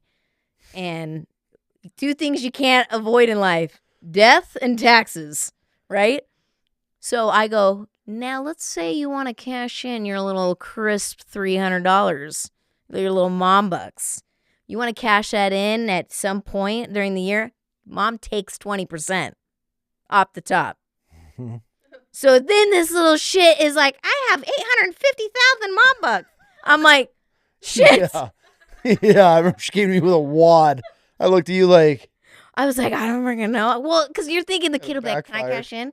Can I cash in? No, Keiki's like, because lo and behold, it clicked in this kid's head. My mom's going to take X amount, because I showed her what 20% was, And she's like, hell no, that's my hard-earned freaking cash. I'll wait till the end of the year. And she did. So a big question that we get is, at least I hear it a lot, is how invested in the curriculum are you? Like, meaning for homeschooling, how much are you spending a day actually homeschooling? Because I feel a lot of people think your homeschool is like a normal school day where it's an 8-hour day, and it is not. It is not. So break down like what, I guess, the curriculum that they're using, and then how long does it take the girls to finish their school in a day? So depending on the age of your kids, and I tweak this, okay? So take this with a grain of salt, and this is information that you can even pull up. We send our kids to school for 7 hours? They have a 20-minute lunch break and like 2 15-minute breaks. I don't even know. That's not even sports included or bus riding or anything. Yeah, I honestly don't know anymore. It's a foreign world for me. But from start to finish, elementary, so for Keiki, for 5th grade, if she gets a minimum of, she could learn everything in an hour and a half. And you're going, what, Brittany? How? I literally, these kids, you could sit down, go over, she has math, language arts, she has technology, which is the world that we're in. So it's either coding stuff or typing, social studies, and history. That's freaking five things in an hour and a half. Now we add an extra 30 minutes. So she gets 2 hours because I need her reading, and I need her, this is where everyone shits their pants because they forget. Writing. Yeah. Not everything's typing. You've been a stickler on that. Writing is huge for me. They're taking out of schools now. Well, cursive's been gone forever. I feel like I'm the last person that knows how to freaking write a love note. Like, you know what I mean? I'm the only one that knows cursive. So, but handwriting's huge for me. I don't care when we're going to have like, hi, goggle, and you're pointing to the sky. Like, I don't give a crap. Someone's going to have to write something at some point in time, and my kids are going to know how to write. Yep. And so we work with writing. But Kate, 2 hours, and people are like, that's not learning. Yeah, it is. Because she retains everything. They retain it in 2 hours. And that's all 5 subjects. I'm not saying she jumps for joy with certain classes. Some of them suck. Trust me. I've had to sit through a lot of them are some videos, and you're like, good God, this guy gets paid to do this. But, you know, in the beginning, and to answer the question, for the first 2 years, almost 3 years, everything what you imagine, sitting down with a whiteboard and we're going over it for both kids is what I was doing. And that was very time consuming. And I feel that is, for those of you who are on the fence with homeschooling, you need to do that in order to learn. I'm not saying it has to be 2.5 years, but like at least a year of good old fashioned sitting down with your kid, because you first learning how they learn. You have to literally learn your child. And that sounds so silly. I know my child. No, you don't. Not with learning, because guess what? You're sending them to school and they're sitting down with someone else. And that's why, and I've been there, so I could say this. You sit at your parent-teacher conference and they're like, little Jimmy was not paying. Really? He's really good at help, little Jimmy. They don't know half the time. Or they do, and they're letting that kid slide anyway. Well, did you hear that study that they did with dads when they sat them down and they asked the dads how much time they spend with their kids per day? It's so sad. And the dads were all spend an hour, spend 2 hours a day. And then they actually broke it down to the dads in one-on-one attention, not phones, not distracted, not on a laptop. It came out on average 13 minutes that dads were spending quality time with their kids per day. 13 fucking minutes a day. Yeah. Do you know how hard it is for moms I've been here, so I could literally safely say this because I have been on both sides. Where putting your children to bed is a chore. Like, raise your hand. Like, it was. And you're just spent. And this is speaking on behalf of a mom. You're spent, whether you're a stay-at-home mom, because that's a freaking job, or you're working, like, and you're rushing your kid to go to bed. And then, of course, guess what me and Lily did today? And then they want to tell you about their whole day when they didn't bring it up all day. And you're like, yeah, tell me later. Right? Even with moms, that all changes if you are intentional and you're true about homeschooling. That shit changes. How? It changes you as a parent. Why? How? Because you're spending your kids are always going to irritate you. Love you. Love you. They're always going to irritate you. They don't understand. Their frontal lobe isn't developed. Like, you know what I mean? Like they're not going to get it. But when you spend the time that you've been spending with them all day, learning their heart, learning what they're struggling in, you guys finally break ground. They were struggling in something and finally break ground. You're like, you did so good today. I'm so proud of you. Do me a favor, though. You're going to read an extra 20 minutes tomorrow. Why should you read an extra 20 minutes? Well, so I could get faster. My fluency gets faster. That's right. Dude, Keiki would fight me all the time with reading, our youngest. And I had her read. I had to read as a flippin' punishment, okay? And now I'm like, please trust me. You're going to want to read. And how fast they could read. Like we put subtitles on the TV so she could read. Like there's things that you could do with your kids to help your kids. Yeah. So that's a question. And assist your that's kids. a question. Carl Meta, he was one of his questions. I could pull it up, but how do you implement real world experiences into homeschooling? How do you marry the two? That's a good question. So depending if it's math, if it's reading, if it's language, vocabulary is huge. For all my teachers listening and parents and all that kind of stuff, no one could disagree with this. Vocabulary is everything. Kids and adults don't know how to speak anymore. Grammar, anything proper. And what to me is I put everything in context. So like we assume, like if I tell Keiki to read the back of the shampoo bottle, she'll read the back of the shampoo bottle, but there's words in there that she doesn't understand, like what they do. And so I asked her one time, I said, read to me the back of the shampoo bottle. And she reads something, voluminous and volumizing, something. I go, do you know what volumizing means? And she's 3rd, 4th grade. She's like, is it to have volume? And I'm like, okay, you're on the right track, but like what volume, right? And you get them to talk. And the problem, and I did this in the beginning until I had to learn, and this is how you incorporate real world shit into learning, is ask them what they think it means. And then correct and guide them on that answer. Because then they're going to learn that word, and then they're going to use it. And next thing you know, Cake's like, this sourdough is really volumizing. Like, you know what I mean? They may not use it like right, but you're like, yeah, that's good. Well, also I think to that is you're encouraging your children to ask questions at the same time. I teach them, and this is controversial, but to question everything. Not to question as in question authority. Our children are very obedient. They're very respectful.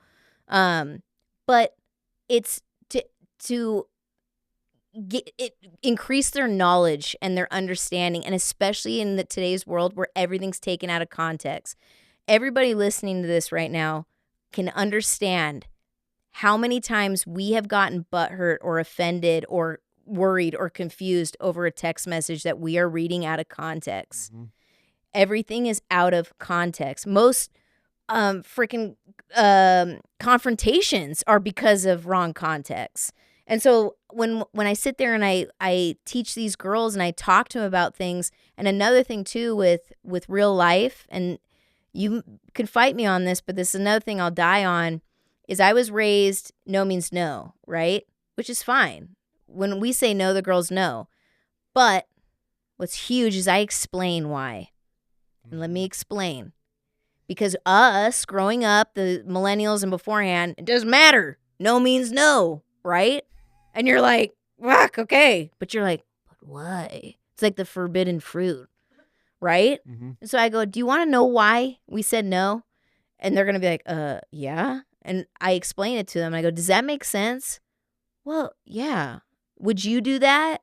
And they're like, no. I'm like, okay, so that's So why. you're saying, to clarify, we're not the... No, and when you say no, why? Because I said so. We've never been that. I'll say no. I said no, but do you want to know why I said no? Yep. Every I feel you and I do a pretty good job on explaining if there's a reason why, and there's been some times because we're not doing it. Do you want to know why? I was told no means no, and I'm like, God damn, and I wouldn't do it. But then I'd be like, I'm gonna do it anyway, Yeah. because I was more willing to risk the consequence than they sit down back because you'll shoot your eye out, kid, and I'm like, oh, okay, like you know what I mean?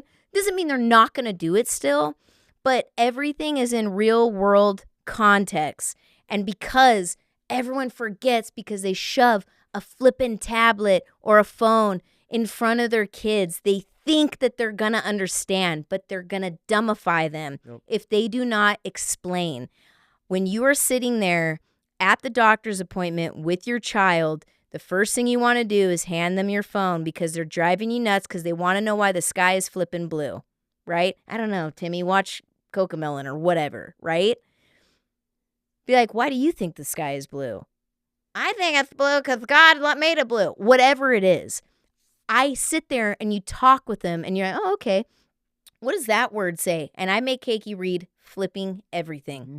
Read the magazine. I had to read the same damn book over and over again. The back of the shampoo bottle over and over again. You're sitting in there with Mr. Bubbles bath time stuff with your little toddler and you tell them, what does that say? And you teach them words, how to explain words. That is how you do real life. And it goes back to my original thing. And I'm on this freaking pedestal with this right now, high horse, is you cannot be lazy. Nope. You cannot be lazy. Your tablet and your phone cannot teach your children, and complete strangers can't either. At the end of the day, in today's world, everybody listening cannot be afraid to stand up for their kids and take control of what is put in front of their kids, because if they look around with how crazy the fucking world has been, that is the least craziest thing, is to take control of your child and what they learn. I'm not knocking school. There's great schools out there. Do I think they need work? Majorly. Do I think kids should be in there as a daycare center for 7-8 hours a day? Absolutely not. Horrible.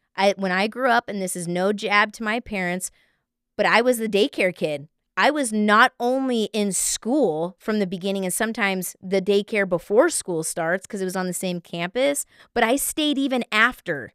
And that is not a jab. They were doing the best that they could. They couldn't pick me up. I was at flipping daycare after school till 6:30 because my mom would get off of work or my dad would get off work at 5. And then I eat breakfast, take a shower, maybe, and then go and do it again. How was school? Good. What'd you learn? I don't know. That's it. You want I McDonald's? couldn't imagine that life now, like having. What'd you learn today? I don't know. I mean, how many parents, their kid walks over, what'd you learn today? Oh. So Keiki came to us and she wants to go to the 4 states where they all touch. Mm-hmm.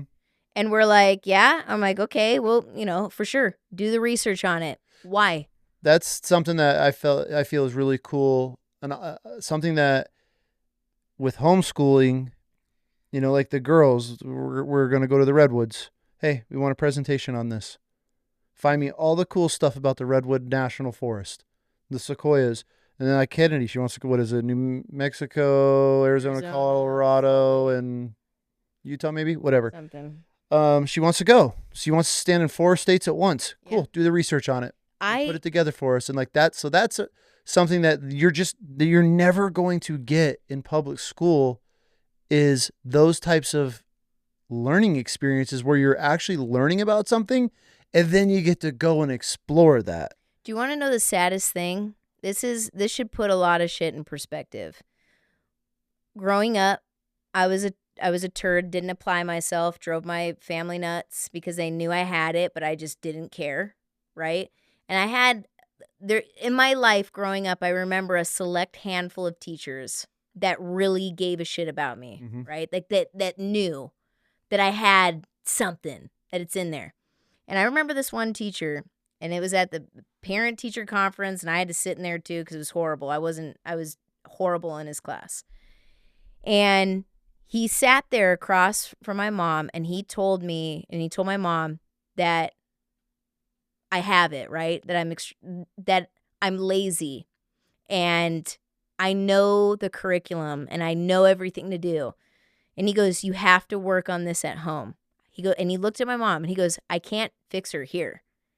It's something has to be done at home. And what's so crazy to me in retrospect and like thinking about that now, I'm like, all the work that you guys think is being done at school is actually set up at home. Mm-hmm. So like with Carl's question, you want to raise really in-tuned and intelligent kids. You have everything to answer that. Everything has to be real life conversation. Doesn't matter how old your child is. When they're sitting there in the little waiting room swinging their little chubby legs and they want to talk your ear off, what's that? What's this? What's that? Put your phone down. Talk to them what they think it is. Explain to them what it is. And you will be so surprised on how they adapt to it. And I could say that because I had kids in the system and I pulled them out at a very young age. So that's another question. Would you pull your kids, knowing everything we know now, Yes. and looking from the outside, those homeschool parents looking at the public school system, would you start your kids in school or would you homeschool them from the start? From the start. Okay. I wouldn't even hesitate. The girls had incredible kindergarten and first grade teachers. Yeah. It's not a jab. Yeah. And again, but knowing what I know now and how selfish I am of wanting to spend every moment with my children, Mm-hmm. because that is what it's made me do. That's what it's made me feel. And I know it sounds almost so crazy and people probably think you never got a time to yourself. I do. I have my moments where I'm going to drive off and go to Trader Joe's or I go somewhere by myself. Like it's not like I'm like, yeah with my kids, but my kids don't irk and irritate me enough to where I have to escape them. If anything, I hate when they're gone. I'm going to be the worst empty nester. Oh, God. But knowing what I know now, I would 100% do it because of how close it makes me with my kids. Yep. How close and how much I know them. I know what's bothering them. I know what's on their mind. They think that they can hide it. And it's like it's this really cool superpower. Like this is the only thing I feel superpower. I think that's one of the biggest benefits to homeschooling since we've pulled and now we've been in it for years. One of my biggest pros to homeschooling is that you, one, get to spend so much time with your children. And then off of that, while you're spending that much time with your children, you're learning your children on such a different level. And you know what's crazy is you just watched it earlier this week. So we get a box and Keki's like, what's in the box? I'm like, oh, it's your writing activity. And she's like, writing activity, like, like, oh, great, more stuff. And you catch yourself buying stuff that you think your child can benefit and learn on. You know what I mean? And I'm like, oh, this can make her write super fast and super efficient. Like, I'm going to do this. Now, not everyone can do that. And I'm not saying you have to. There's so many resources out there and there's so many tools. But the biggest piece of advice I have for anybody listening on this right now, this is the secret. This is the secret sauce to homeschooling, and I hope everyone's ready for this. Are you ready? You're in control. There's no guidelines. Mm-hmm. Now, the best people are like, well, I'm in Tennessee. They have rules. I get it. There's certain states that have laws and shit like that, which is so dumb. But It's still worth it. It's still worth it. I will say this, though. I will say this. If you decide to homeschool your kid, they have to be in a sport. Yes. They have to be in something that just like other kids that go and experience, like with PE or football or baseball, whatever, any after school curriculum, you treat it just like it. Mm-hmm. They need an after school activity. Well, and I feel that there's a lot of really good community-based co-ops, yeah. Co-ops is what we call them here. I don't know if they're like that in every state. But I mean, like we have one where Kennedy goes and works on a farm, and the woman, it's the best child fucking labor program. Yeah, for sure. If we had property, I would open a co-op, and then you just have all these kids working on your property all day. They're scraping horse shit, and Kennedy comes home wore out, and she's like, "It's the greatest day ever." They got to milk a goat, and then And then here's what's even cool is that they reinforce you. They get, hey, your child has an assignment for this activity. they need to teach us something that other kids don't know. And what is our little freaking cakey come do? She's like, I'm going to teach them about bees. And she came and did this whole presentation on her own. Mhm. And I was so pissed I couldn't be there. That's how clingy of a mom I am. Couldn't be there to film it. And literally, so bees, there's a queen in the hive. It was the most awkward, adorable, cutest, informative thing ever. But I will say, homeschooling, there's this whole negative, they're weird kids. No, actually, I've met enough of your kids that are in school that are weird as fuck, okay? So, if anything, you're raising adults to where they're like, they look from the outside in. We sit down with Christy, and I'm always torn because Brian wants to put Christy on all the time, and it kills me because I want to protect her from the freaking trolls out there that always talk shit on everything, but I know I can't protect her, you know? I know. Just boost But the like, algorithm. Who gives a shit? I know, but as a mom, I always want to shield them from that. But if you guys could hear from her perspective on, and she has a lot of friends that are in school and she hangs out, they do activities and stuff, but she looks in like, it's kind of weird.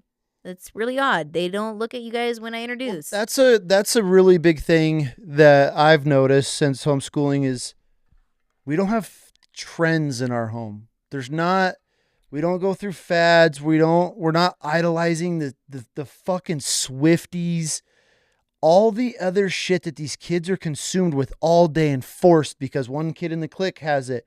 We never have to deal with that. We're not dealing with the weird dumbass slang that they're talking and how they speak. And no, it's almost like code now. That's another huge benefit to homeschool is that you're raising adults and you're raising these children that are going to be prepared for the real world. And I know all these parents and they, my kid's going to be prepared. Yes, your kid's going to be prepared as fucking public school is going to get them. But when your kids are with you, and great example is we can go to an event and I can look over the table to check on my 9-year-old daughter and she's sitting at a table with 3 or 4 adults and they're all laughing and she's engaged with the adults at the table because the benefit to homeschooling is our kids come with us everywhere. And you fought me on this for years. Then I'll die on this hill. You want to have cool kids. You want to have a cool dog. It's the same concept. You take them everywhere with you. Everywhere. And you teach them everything. Everything's a life lesson. They're meeting new people every single day. They're on the road with you. They're learning things. They're learning common skills while on the road, what to look for, be vigilant and aware. Like you're able to teach this to your children, especially having daughters. And you get to send them, hopefully one day, if they never leave, but one day when they go off into the world, I don't have to worry about some awkward fucking kid that can't even look me in my eyes. And you're 15, 16 years old. Like the other day, that kid I stopped and let him cross the street. He was like, couldn't even like, hey, thank you. It was so awkward. Didn't even know what to do. Because malfunction. By me letting him cross the street and it was coming out of a public school. And we looked at each other like, the fuck was that? But like that's to me is one of the biggest benefits to homeschool and to against the stigma of homeschool kids are weird. Maybe they were back in the day because it just wasn't as much.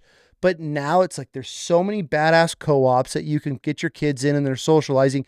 That's another huge one. That's another big. Well, how do you socialize your kids? Well, that's what I'm saying. Like you said, bring them everywhere, just like a puppy, like a dog. It sounds messed up, but it's true. It can be frustrating and it's annoying, especially you got to go run in and you got to replace some pipe you just burst and you're trying to rush to get out of there and Kennedy's got a million questions. You take the time and answer them. But that's why I put them in an activity. And I'm not saying that, hey, listen, if you don't do that, you're going to have some weird ass kid on your hand. That's not what I'm saying. I'm saying you put them in something and they learn anything. It could be anything. Little league, martial arts, which I'm always for. Like that is always going to take my vote. Lacrosse, guitar, something to where it's with other kids learning something. Yep. And everybody has an excuse. Everybody has an excuse with it. They think that homeschooling is expensive when it's actually not. Okay? Like It can be if you want to buy out. You've seen The Office right now. I'm gutting our entire office and getting rid of certain curriculum that I never used and I bought just to have it because I thought I needed to. Okay, so let's pause for that for a second. Curriculum for people listening that are like, okay, cool. Like, fuck, Yeah, where do I start? where do we start? I mean, let's talk little to, I mean, obviously she rolled out of high school and she was kind of fire and forget. Obviously still needs some guidance, but as far as the littles, there's a lot of people that listen to us have littles, young kids. The Good and the Beautiful, look that up. There's a lot of incredible with Keiki when she was super young.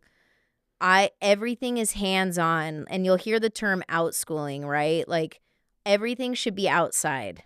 So science, you could teach them outside with leaves, fun activities like sensory boxes for science. But The Good and the Beautiful is awesome.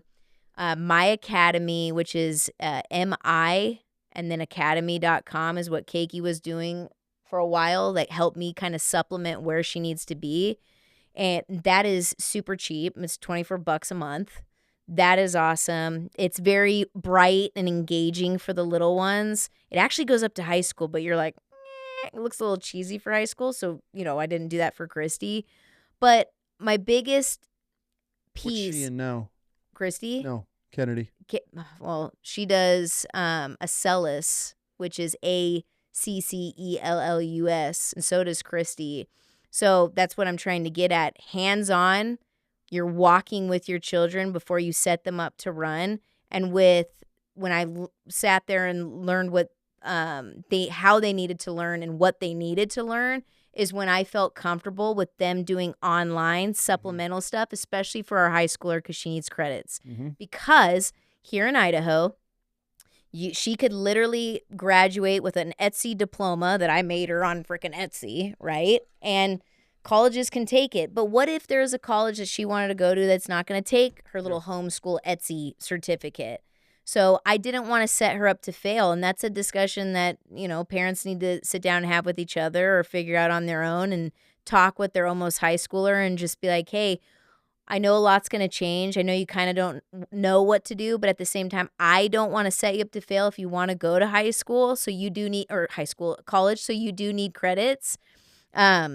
And so with that, Christy's able to get credits and she's also able to do that. And so I get, car insurance, the whole entire thing. Every state is different. So I would start by saying, look up homeschool laws within your state. And if you have some gnarly ass laws, get the F out, personally. Because I feel like, I know it's easier said than done. People are going to give me shit for that. But if the state is very restricted on you teaching your child, imagine what it's like in the school. Yeah, but I for the unless it's I get it. financially, and I understand not everybody is able to do this. 100%. We are very blessed and be able to do what we do. But these people are like, oh man, if you have the ability to have your wife or dad, whatever the situation is, stay at home, or your wife's working to pretty much pay for daycare, get your kids the fuck out of there. I will say, and you could attest to this, literally when I pulled the girls out was during my hottest 2 years of real estate. I was on freaking fire. Yeah, sugar mama for this is finally. I know, finally, dude. So nice. Oh, it was short lived, but yeah, it was. You could go back to taking care of me. It's okay. Yeah, always have. No, in all seriousness, it was fire years for me.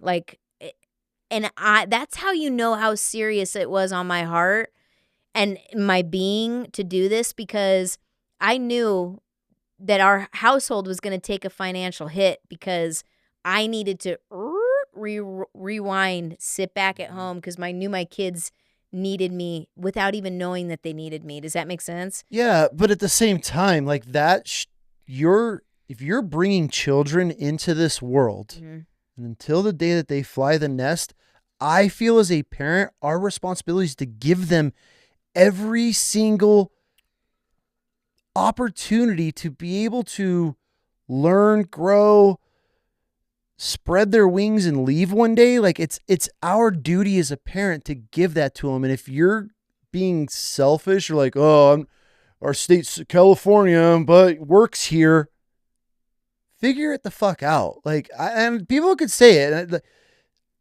if your children truly matter, you're going to find a way to give them everything they need. In a public school isn't it. And I get it. I get finances and I understand the situation, but the people that are able to, but they just decide not to because, oh, we don't want to move at this point in our life.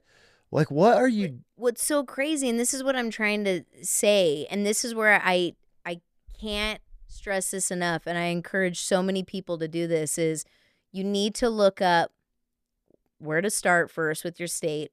But what's so crazy is that take it out of your head that you have to sit at a wooden table with your child for 7 hours. Take that out. Swipe that out. That's a huge, that was our biggest thing, was like, how are we going to do this? And then once we actually got into the groove and we learned, fuck, they're done. And that was a huge thing of why we started the bread business. Yeah. Why Chrissy's up here, took over the producer of this podcast, because there's so much time. For those listening that have, like, I'm just saying high schoolers, for example, 3 to 4 hours. 4 is at the high point, right?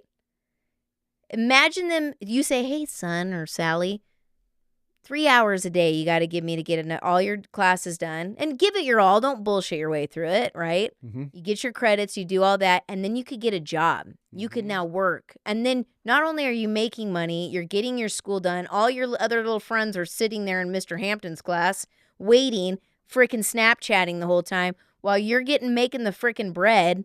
And you're grinding. Or you're learning you're teaching your kids how to start a business. That's what I'm just trying to say. It's like, and everyone thinks it's this glamorous, well, you have to be rich and do this. No, you do have to change your life. I will have to say that. What are your kids worth? You're going to change your life. But I'm telling you, and there's going to be a learning curve, because there are kids who have been addicted to phones and tablets, and then you're going to take that and it's going to be all this hell. You and your spouse are going to fight. But my whole thing is, they're worth that fight. Yes. And if you are legit, and I'm saying this from the bottom of my heart, and intentional and fucking serious about this, you will see and feel the change. Mm-hmm. And I want to hear it. Like, I had no idea that you got so many homeschooling questions. And for those listening to this, like, if anybody ever has homeschooling questions, like, you are 100% text me, call me, beat me if you want to reach me. Remember that? Kim Possible? No, sorry. It was there. Can we edit that? It was there. I don't know. You've never watched that? Call me, beat me if you want to. Okay, anyway. Call me. Nobody's calling you after that. Yeah. It's Kim Possible. What is Kim Possible? You never watched Kim Possible? I know what you're talking about, Mom. She the naked mole rat? It sounds something I should have watched. Maybe you're older than me, so you weren't there. You're too old. Anyways. No, but seriously, I didn't know we had so many homeschooling questions. Reach out to me and I'll tell you. I'll tell you all the curriculum. But I'm telling you, and I want to hear the stories of it. And I will say this, and I do not say it lightly. There is a learning curve, not only for your child, but for you and the parents involved, household, job, finances. God, it's so worth it. There's a learning curve. But I will tell you this, and I will die on this hill. I would do it all over again, if not sooner, if to have this what we have with this family. And greatest decision. Christy has seen it through the years, like, especially making friends and meeting people and stuff like that. It is how we have our family and run our family and, like, raise our daughters is not for everyone. No. We're believe it or not, I may have, like, Shanae nails, but, like, I'm very conservative and old fashioned, like, very. I gotta have my little, like, ratchetness, but it could be worse. I don't friggin' do the thing. Extensions anymore. I know, this is real hair. Can you believe that? Yeah, anybody who's watched this and known me, like, I always had clipping Barbie hair. And this is freaking real. Mm-hmm. So that's how crunchy. I'm crunchy, not, fully. Not full granola. Yeah, not full granola. Yeah, crispy. I'm crispy. Yeah, you're not crunchy. No aluminum deodorant. No aluminum in the deodorant. Okay? No underwire. Yeah, you got to chew it on toothpaste tablets and Yep. And all kinds of no soy, no fluoride. Yeah. No fluoride. Get the fluoride out of your son's. Well, the conspiracies and yeah. that's a whole other episode. Wait, what other questions do you have? Do you have any regrets pulling your kids out of school? Absolutely not. Now, I am very raw and honest. Why are you laughing? Just continue. I have moments, human moments, where I like, and this is the truth. Tell me, both of you can literally be like, yep, she's not kidding. There's times where I'm like, did I make the right choice? You Why? haven't had that in a while, But why? Why do I get those? Self-doubt. It's not, without getting super like spiritual on people and scaring them away, but like it's moments where I let the enemy whisper doubt and fear and lies and fear. I already said that. Fear and lies into my head. Like, you know what I mean? Like literally. And I'm like, do you think we're doing the right decision? And you're like, ask Christy. We tell her all the time. And either she's scared to death of answering or she's legit. And she's like, please God, don't put me in school. Please, dear God, I'll do whatever you guys need. Like literally in duress. So it's like her duress goal.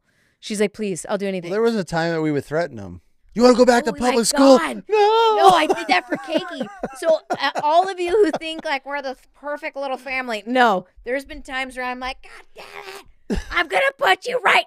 Where's my keys? Where's my keys? We're going now. Dude, Keiki's crying.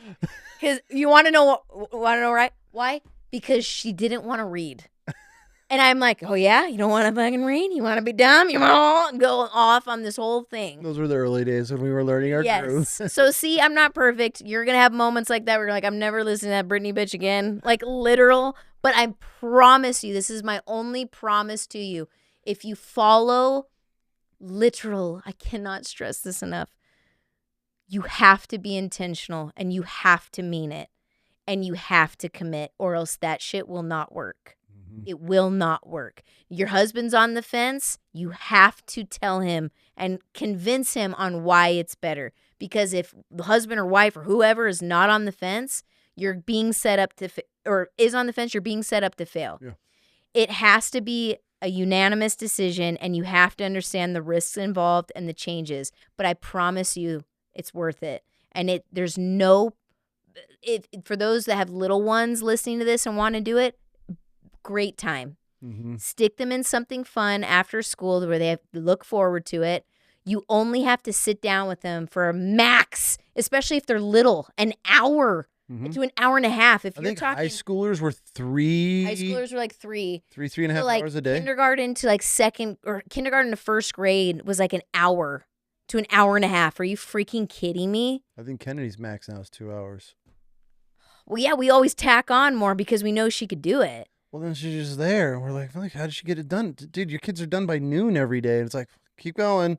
Yeah, we were watching, what movie were we watching? And we put the subtitles on and they're going really fast. And like, I'm mom, I'm teacher, and I'm always kind of looking at her like this, like, please, dear God, please tell me you're reading this. Because, I'm responsible for this child functioning in life and learning. So the subtitles, and I'm talking like where I'm like, oh, geez, reading it. And I look at her and I never want her to think I'm doubting her, right? So I'm like, can you read that? And she's like, yeah. And I go, you can? And she's like, yeah.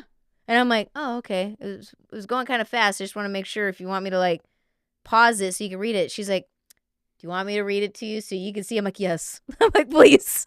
I just have to make sure I'm doing my job. And she'll be like, the colony of the, and she lists it off. I'm like, okay, thank God. Okay, you can take them off now. I just have to make sure she's like learning. Yeah. But no, real world stuff. Your child that's little, that is phonics. I told him, I'm like, phonics is so big with teaching kids, especially at a young age, how to pronounce words and speak properly. And we've gotten a lot of, I never really noticed it before until people started pointing it out. They're like, Kennedy speaks very clear. And like, that's because I'm a big baby talker. Like, I'm going to talk to babies and puppies and shit with like a baby voice. But when it comes down to them saying a word and they're saying it wrong, never budge. Oh my God. I'll do it to a stranger child. Like, yeah, you will. Dude. I'm like, you're not our kid. Supposedly. Supposedly. She does. I'm like, it's Dude. not our kid. Bro, dude, I do not mess around. So when your kid's like, "That's what chicken," right? And you're like, "You want chicken?" And you talk to it back, you want chicky or chicken? You say it. So there's your first lesson of Brittany school. Dude, I will. Nah. Yeah. Oh man, And that's please, going viral. That's a please, clip. dear God. That's a clip. That's a clip. Not for the reason. You want chicky? You want chicky? Yeah, that's a clip. Clip that one. Give me the timestamp. Clip that one. Mark. Shit. I forgot you guys covered the thing because I'm like, chicky? Horrible. There it is. That's a wrap. All Oh right. my God. Please. It's gonna be an ad. It only has a little bit of THC in it. Oh, did you want some? Yeah. Life's better with sunny days. Hold on. It's fine. It's fine. ASMR. Drink Sunny Days. It'll get you high. I'm just kidding. It only has 4 milligrams of THC and CBD in it. But Want me they're to go get you freaking one? Good. You want me to go get you one? They're good. You want me to go get you one? They have CBG. CBG and THC. Do you want me to go get you one? Nah.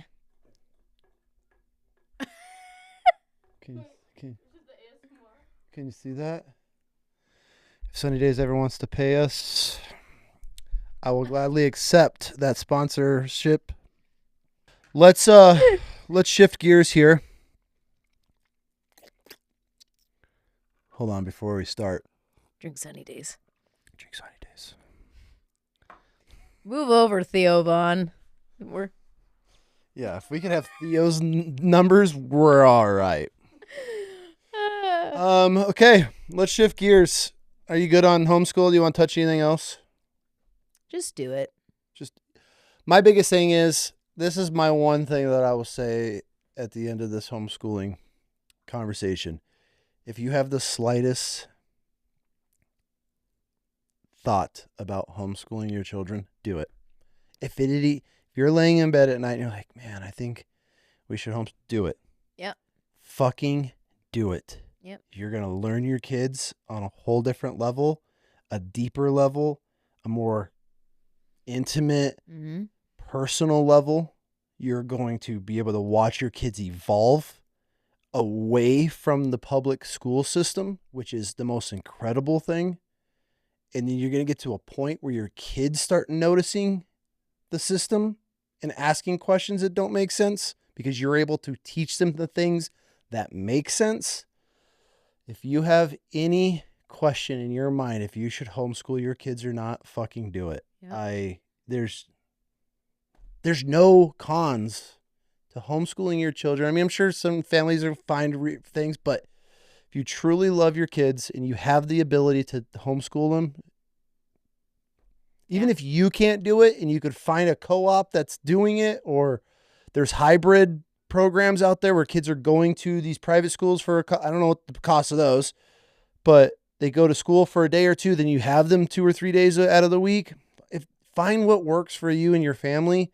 But if it is an option that you can make sacrifices, because you have to, do it. It's the greatest decision that we have ever made for our family and our children, was pulling our kids out of the public system and watching them evolve into the most incredible human beings that we are able to help them along this journey. Yeah, for sure. Okay.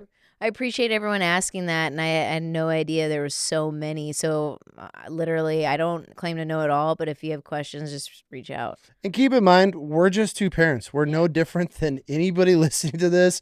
Right? These people are fucking idiots. Yes, but we're Yes. doing it. And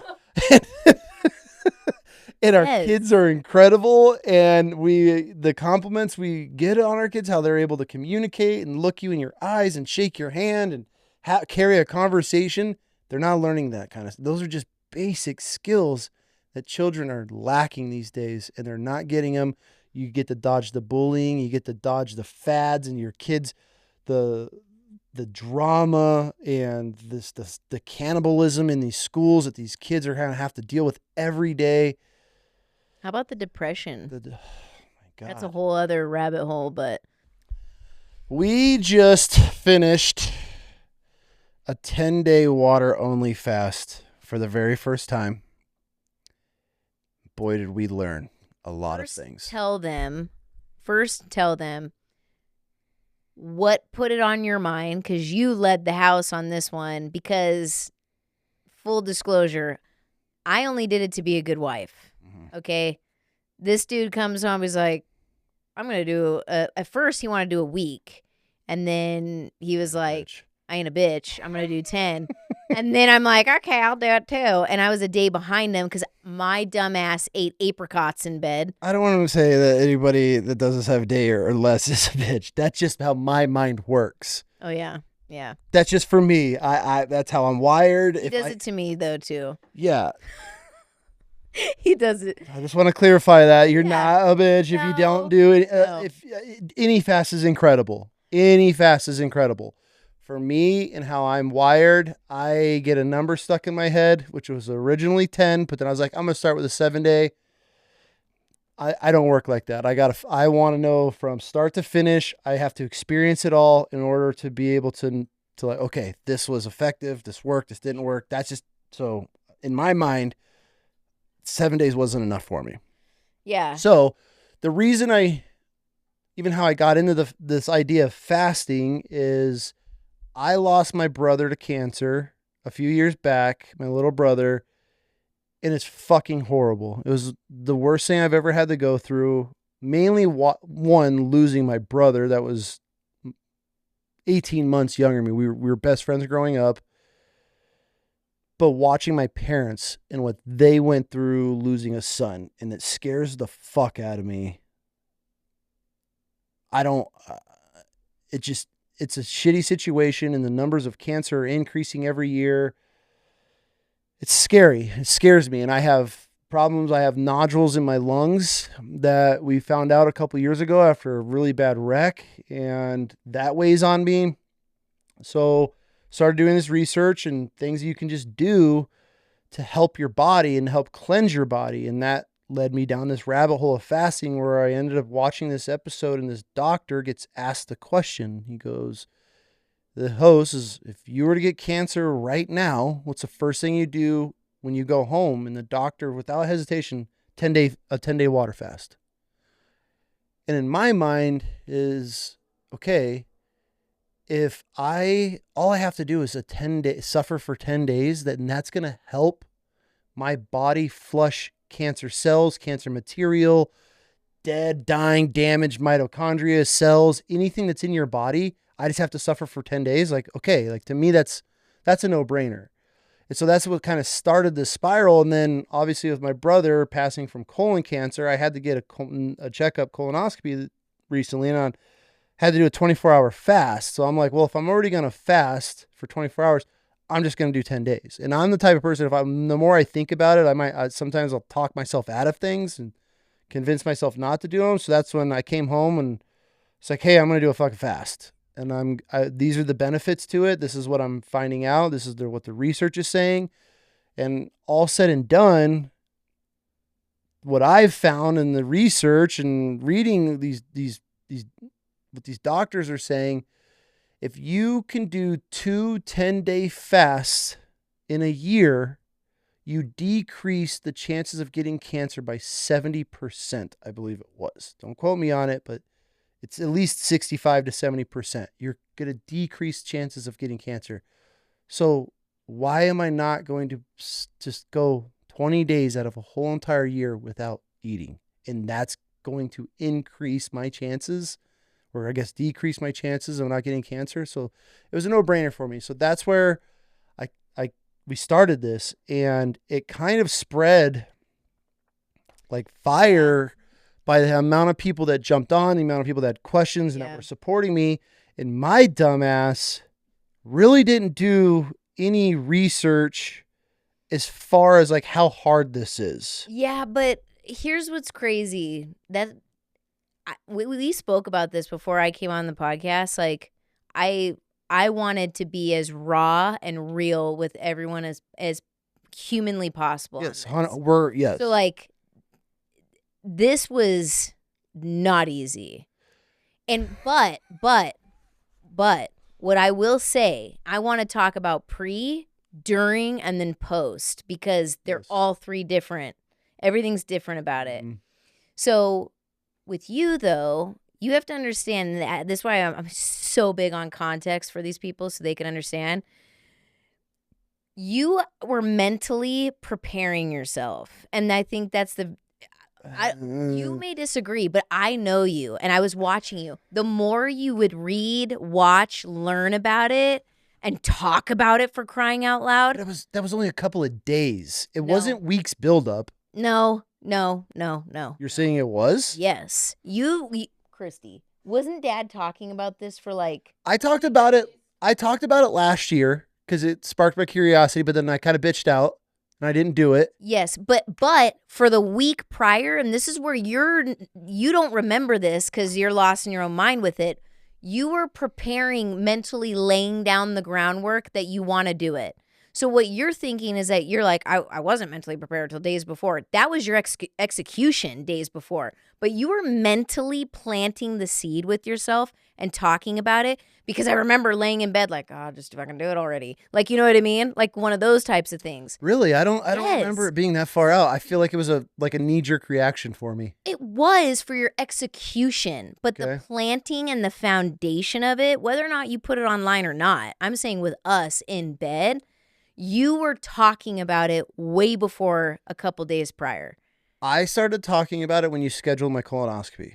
Yes, you did say you're like, I want to do it around this. This is the perfect time to do it. Yeah. So contextual is he's been very big on healing and repairing what could possibly be in your body.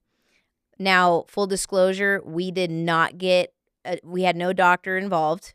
We didn't get any health Blood work. check I should have done blood or work. any blood work. That's a lesson learned. So like we're going to go over, what we learned from it, but it was honestly like, okay, this is what we're going to do. And then me being freaking golden wife of the year, he's like, you should do it with me. And I'm like, you know what? I'll be a good wife and do it with you.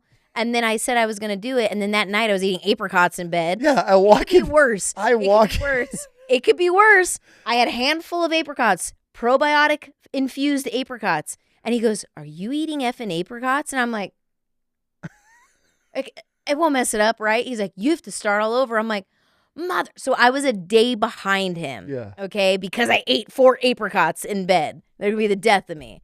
So, but what's fascinating is mentally, I think during this whole entire thing, you were so much stronger than I was. Yes. Incredibly stronger. You tried to get me to crack so many times. Okay, listen.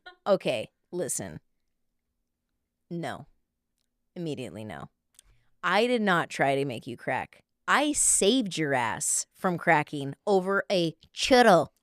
Over a little, I hope everyone could see, I have my pointer finger and my thumb maybe a half an inch apart over a piece of a churro. He's like, it won't do anything. And I had to hold his hand with 3. both. It was day 3. It was my only struggle was on day 3. On a freaking greasy, stale churro. I gotta fuck up a churro. Hot. This- They were still warm. No. They were these weren't even like the big thick Churro churros. fries. They were churro fries. So these little pinky sized churros, and they came in a bag, like 20 of them, and they were still hot.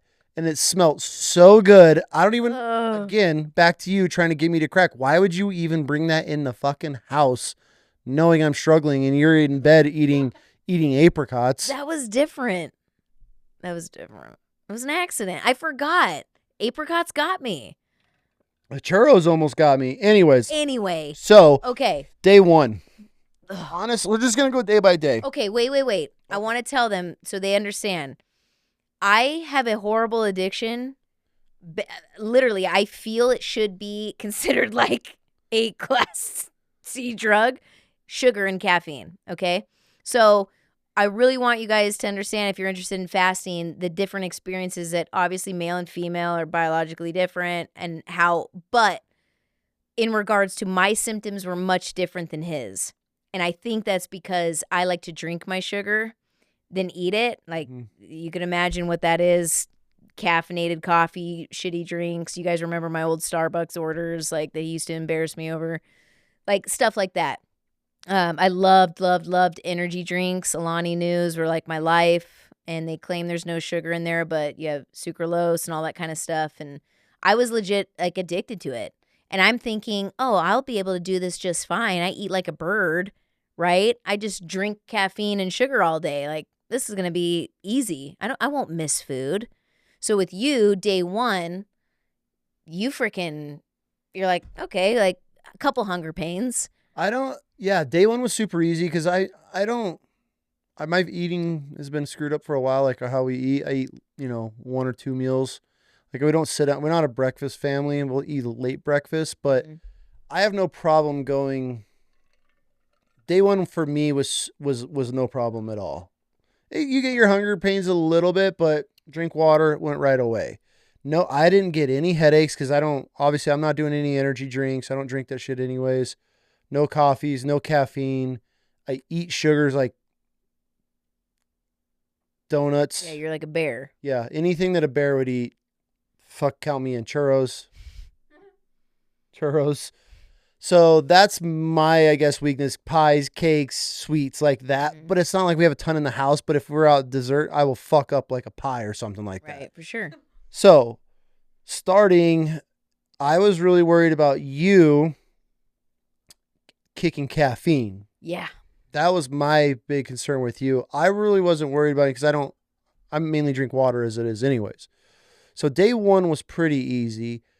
Day two, honestly, wasn't bad either. That's when the hunger pains came at night. That's when I got hungry.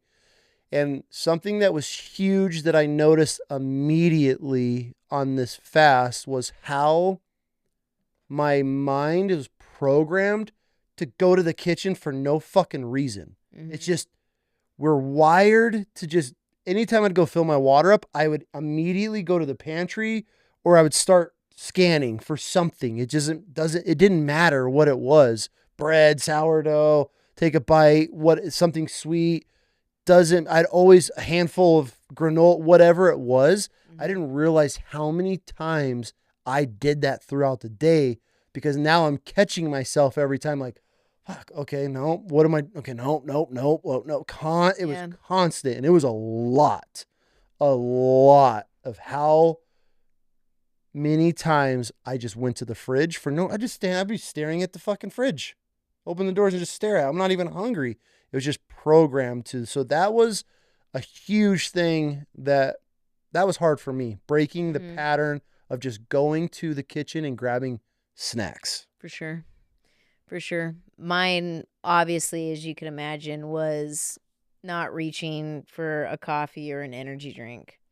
Like, because in my mind, that's what gave me this sense of energy in the morning. And what's so crazy, and I don't think enough people talk about it. Like, we were talking about this. You have all these like motivational guys that are like, get up at 4, fast till 7. Yeah, fuck that. And if you don't get up at 4, someone else is. Like, you know what I mean? And you're just like, bro, I don't care who you are. Like, this shit's hard.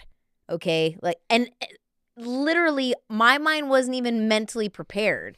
I'm gonna support you, honey. We'll eat outside and not in front of you. And he's like, you should do it with me. It'll be cool. We could do this together. And I'm like, okay. Like, I always do. Yeah. Jump on your bandwagon with crap. Yeah, you're right or not realizing, hey, Brittany, you have a horrible addiction that you are about to crash and burn and learn from. That is one thing a fast points out. Yes. Very quick. Your unhealthy habits. And that's what's crazy that no one is talking about right now. Personally, we laid in bed. Dreaming.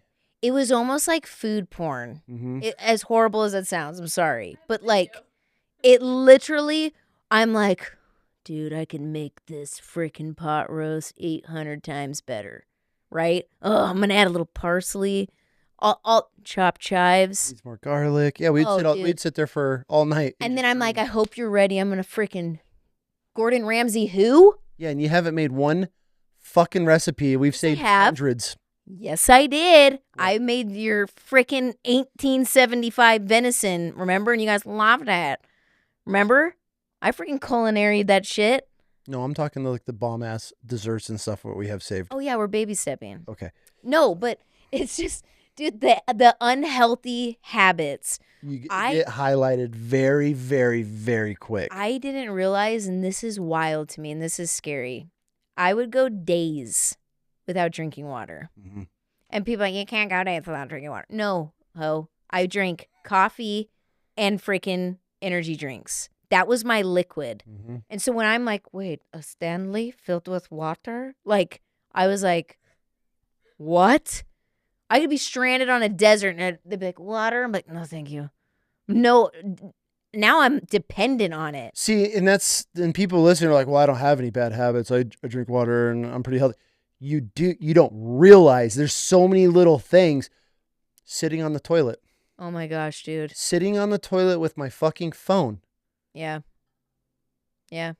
You're always bitching at me about that. Oh my gosh. You don't bitch about many things. That's one of them. And I would sit there forever. And then as soon as your fast kicks in and you flush, well, at least me, it was quicker because I had a colonoscopy like day 2. Yeah. You stop going to the bathroom. Yeah. And you're just pissing. And so then it's like, okay, you're in and out. So like that started a whole new that broke that chain of sitting and just scrolling on the toilet forever. Yeah. So like things like that, when we say that a fast, and nobody, they're always like, oh, here's all the health benefits. Here's the health benefits of a fast.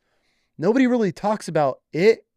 It spotlights all of your bad habits, all the way down to your shitting habits, highlights them all. And then you start realizing like, damn, I do this a lot, man. I do this for a long time. Why am I constantly having to walk in here? Then that's when your mind, like day 3. Yeah, for sure. Day 3 was the struggle bus. That's when I really started to get the hunger pains ish. Day 4 for me was probably the worst. That I was like, okay, this sucks. I definitely feel it now. And at this point, I still really don't think I knew what I got myself into, because all these people are like, holy fuck, dude, you're doing 10 days. But in my mind, like how my retarded marine mind works, I'm like, yeah, it's 10 days. But see, 10 days. Dude, this is what we were talking about, though. You're a freak when it comes down to, like, physical. Like, I watched this dude hike up like this. This is Bear Mountain, right? It's like this. Surfers would love going down it. And he has a barrel strapped to him. And I'm like, with a tripod. Like, you know what I mean? Like, I can't even, no way. Like, there's no way. I'm like, I'm not doing this. This is gay. Hunting sucks. Like, dude, no way. And you're like, we're almost there. With another barrel that you're towing behind. You are more mentally, like, this to me is a mentally strong thing. Because we were talking about this. You're like, you women can hold all the power to, like, the physical pain that, like, we go through, right? But, like, in here, dude, you had it. I'll tell you one thing, and I'll let you finish. I did not do this right at all from the very beginning, because my worst days were during my hell week. Mm-hmm. And for those of you listening, my hell week wasn't when I was actually menstruating, but that's when I was PMSing, when my hormones were completely out of whack. And what's so crazy is that you don't realize, this is what no one freaking talks about.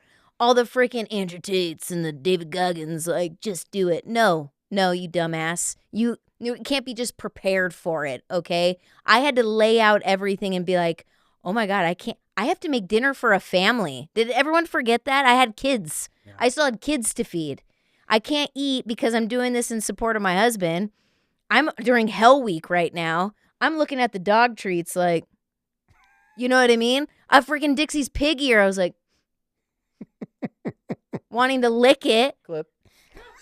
Dude, but So I give mad props, but you mentally have to be there. Yeah. And what's crazy is I cannot believe I made it 9 days because he made it 10. And this is so funny. I'm like, well, I only made it 9 because everyone's like, why don't you make it to 10? Well, because he had to go to 11. He's like, I ain't going to 11. So I had to quit at freaking 9. Well, if you didn't eat an apricot the first night, you would have been on track with me. But yeah, I didn't realize like until I had so many people reaching out and they were like, dude, I've done, I don't know how many week-long fasts. I've done all this 24 hour. All these people were like, bro, holy shit, 10 days. But it never registered with me of like how long and tough it really is. Yeah. And then day four of the fast was definitely the struggle bus. That's where, man, everything smells so incredible. You want to quit. You want to quit. You have this constant right here, right below the ribs, just a couple of inches, this constant ache, this empty, no nutrition ache in your stomach, at least for me, and it never went away. So it's not like you forget that you're fasting or you're preoccupied because it's always there. So then that's like chipping. It just chips and chips and chips. And that's where I feel a lot of people are like, fuck this. I quit at day 3. You remember that? Mm-hmm. When I first started day 3, I was like, nope. And we were on a road trip. Everyone's eating corn nuts and fruit roll-ups. Mm-hmm. Like, not this fast. You're talking. No, the first one, I can't even believe it that I made it as far as I did. And I will say, I don't know if I could have done it if you weren't on it. And I mean, I can't speak on behalf of you, but my days were rough. And there were a couple days hormonally that you don't realize, like, your body is this system of operations and how important food actually is. And it was even more crazy that no one talks about is you're not like, oh, I could totally just smash a burger right now. You don't even really want, at least for me, greasy ass food. Mm-hmm. I wanted to taste every single ingredient in salsa. Mm-hmm. I wanted to taste the cilantro, the tomato, the lime, the jalapeno. I wanted the most freshest things. Yeah. And what's crazy is, like, I would scroll on TikTok and I'd watch these incredible recipes. And then you have the people who are like, what I ate today has a fatty. And they're like eating all this nasty shit. And you're like, ugh. Mm-hmm. So it's crazy because it rewires Mm-hmm. the cravings. And it's almost like your body for the first time, because we're all so used to just stuffing it with crap. Like, we don't realize what it's our mind actually lying to us. 100%. And that's what's wild to me. You have to battle your mind. It's hot. It's in control in this point, and you're like trying to fight it the whole time. I would wake up like, well, this isn't going to kill me. I'm not going to die in 10 days. As long as I'm drinking water, I'm fine. I'm going to get out on the other side of this. Like, that's how I'm like, even though it's like, I want to die, Yeah. day 4. It was interesting. And then, you read and you hear these people, it's like, oh, I have so much energy, and oh, it's just like a switch, and this fog is lifted out of my mind, and like you're just sitting here day 3, you're like, fuck. Day 4, you're like, oh my God, this sucks. And then day 5, I woke up and I'm like, I feel incredible. I put my feet on the ground and I felt incredible. I felt that I could run a marathon. And you're not hungry. Hunger pains completely went away. The evenings I would get hunger pains because that's a hard one because dinner's big for us. We're a big dinner family. So not sitting down, like I'd go on a walk every night because the girls are eating and everything smells incredible. So I would leave, but day 5 was like, okay. And that's why I would tell people like, oh my God, like the guys that jumped on and were doing it and they were days behind me, I tell her, just make it to day 5. That should be your goal, day 5. And once I hit day 5, I was like, oh, I think I can do 21 days. That's when I was like, but then I was like, I'm not going to convince myself just yet. I want to see how this goes. Cause I still had all these people like, bro, 10 days. That's fucking wild, man. Like you're not making 10 days. I had buddies. I mean, we talked to a couple were like, yeah, right. If I saw Bam's like, there's no way he's going 10 days. But in my mind, I'm like, okay, cool. I set 10 days. That's my goal. No problem. I'll get there. And then the fog was crazy of how clear you can think, how you were processing things, being able to comprehend, I guess, or it's a weird feeling because we were kind of referring it to as a food fog, because you just, of what you're putting in your body is obviously going to affect how you operate and how you think. And now my mind had this opportunity to completely start cleansing itself along with guts and everything else that's happening inside of your body. And that's when I was like, started to get motivated. I was like, okay. And that day 5 for me was a good day. I got hungry that evening, but went to bed. And then figure it out. As soon as you get those hunger pains, I would just chug water, goes right away. I think our biggest battle was laying in bed every night and scrolling the food porn. Yeah. That's when I would kind of get irritated, and I'd be like, I can't. I had the horrible acid reflux. Horrible. Horrible. Yeah. Horrible. Like that was enough to almost break me. There was a few nights where it got so bad where you're just like, I can't do this. Yeah. And speaking on my experience with it, everything, I'm not going to sugarcoat shit. Everything was miserable. Miserable. I maybe had like 4 days where I'm like, okay, I can do this. And then it went to shit. But I will say this. It's the after that made it worth it. And I obviously will get to that. But like, there was a point. You had a better experience during it. Like Yeah. Gandhi, like he was having a great jolly old time doing it. And I was like, murder or divorce? There was a point one night, and you could deny this all you want.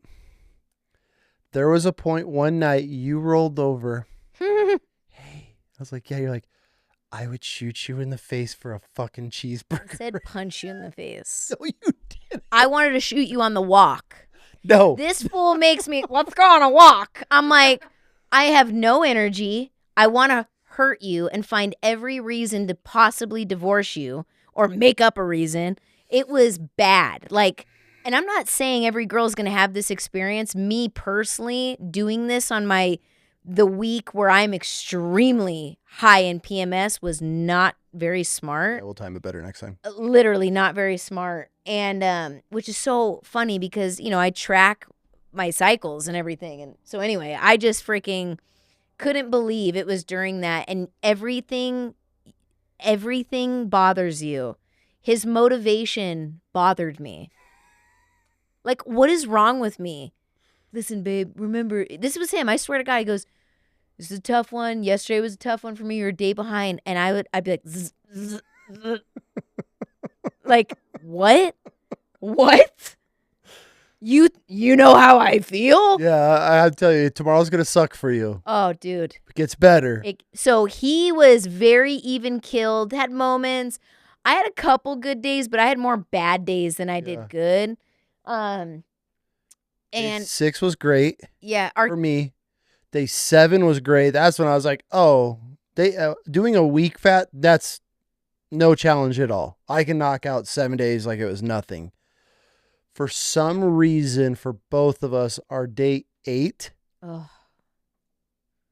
You'd throw flipped. It all away. I almost did. Yeah. It flipped. Like the struggle for me on the fast was this pain that never went away, and not having any energy was very frustrating, especially being an active guy.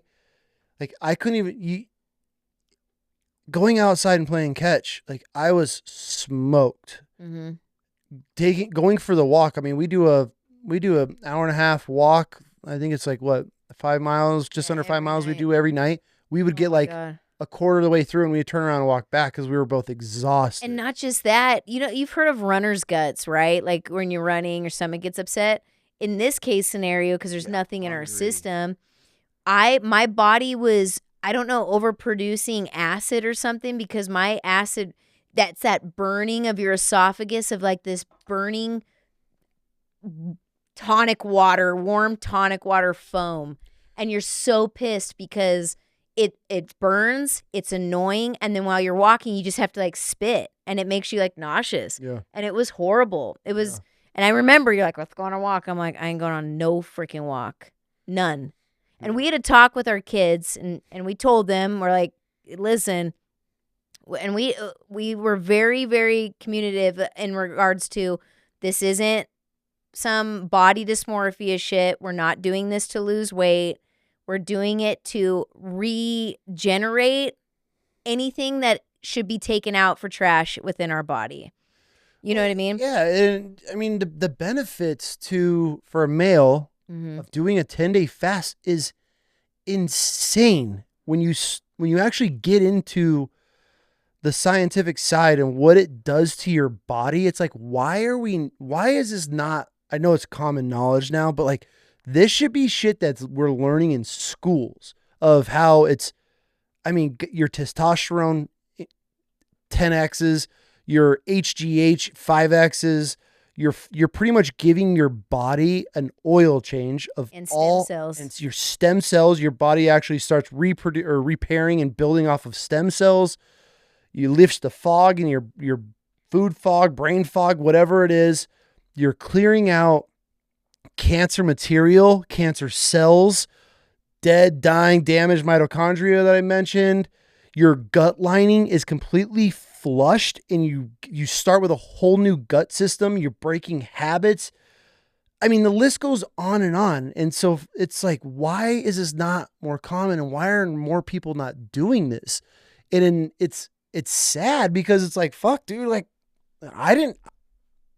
Yeah. I mean, Google, I get it, but like we can Google anything, but it's like, I feel like if this was more common knowledge, like, holy shit, 10 days. I mean, and there's guys on there that are fasting they fast for 2 or 3 days and they eat a meal and there's so many different ways to fast. So people need to figure out what's best for them. Like if you were some firefighter or you have a very active job, I feel it would be very difficult to do a 10-day fast. Speaking from my experience, because it was rough. I could have grinded through days and it might have helped because if I was more preoccupied on a job, it probably would have been maybe easier. I don't know. I can't speak for that, but I can't see myself going into the mountains and running around trying to hunt on no food after days. Like, yeah, it's exhausting, but the benefits outweigh all of the complaints that we're talking about right now of what actually happens in your body. And it's 100%. Like I will be doing a 10-day fast every 6 months. I will say on a female standpoint, and this is obviously my experience, not medical advice, but basically my skin was incredible. So Yes. that was the only positive that I physically saw and physically felt during the fast, because my experience wasn't as, great during it. But I did notice a huge change in my skin. Well, that's your, Huge change. And to me, I'm like, okay, so there's little things that like keep you kind of motivated, After the fast is when I saw something mentally changed and then physically changed. We haven't even mentioned the weight loss. So I started this fast at 256 pounds and I ended at 233 or 32 pounds. That was a huge motivation for me. It wasn't the reason I even started this fast. Like I honestly, because you hear people like, you're going to lose muscle, which I don't care. I go to the gym, I'll build it back.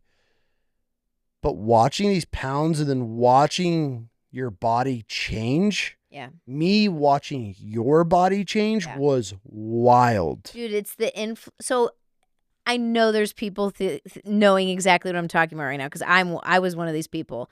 I'd watch and scroll and be like, inflammation. I'm like, I don't have inflammation. You would be surprised.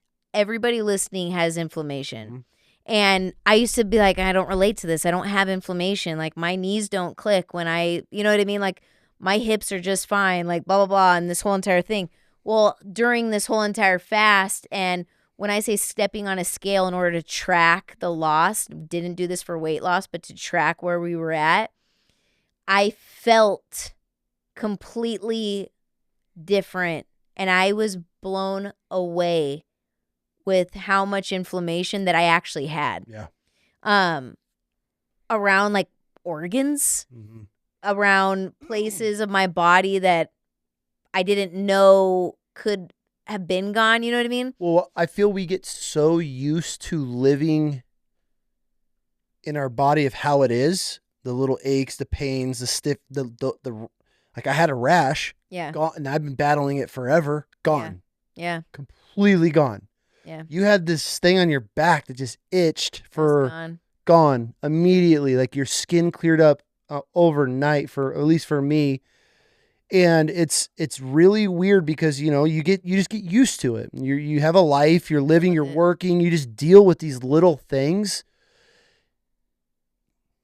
and then you start noticing them not being there. You start like, man, I haven't noticed that in a while. I didn't notice. Oh, this is gone. That changed. Those were like the really cool parts where you start noticing, like, oh shit, like it was. You actually wake up early too. Woke up early.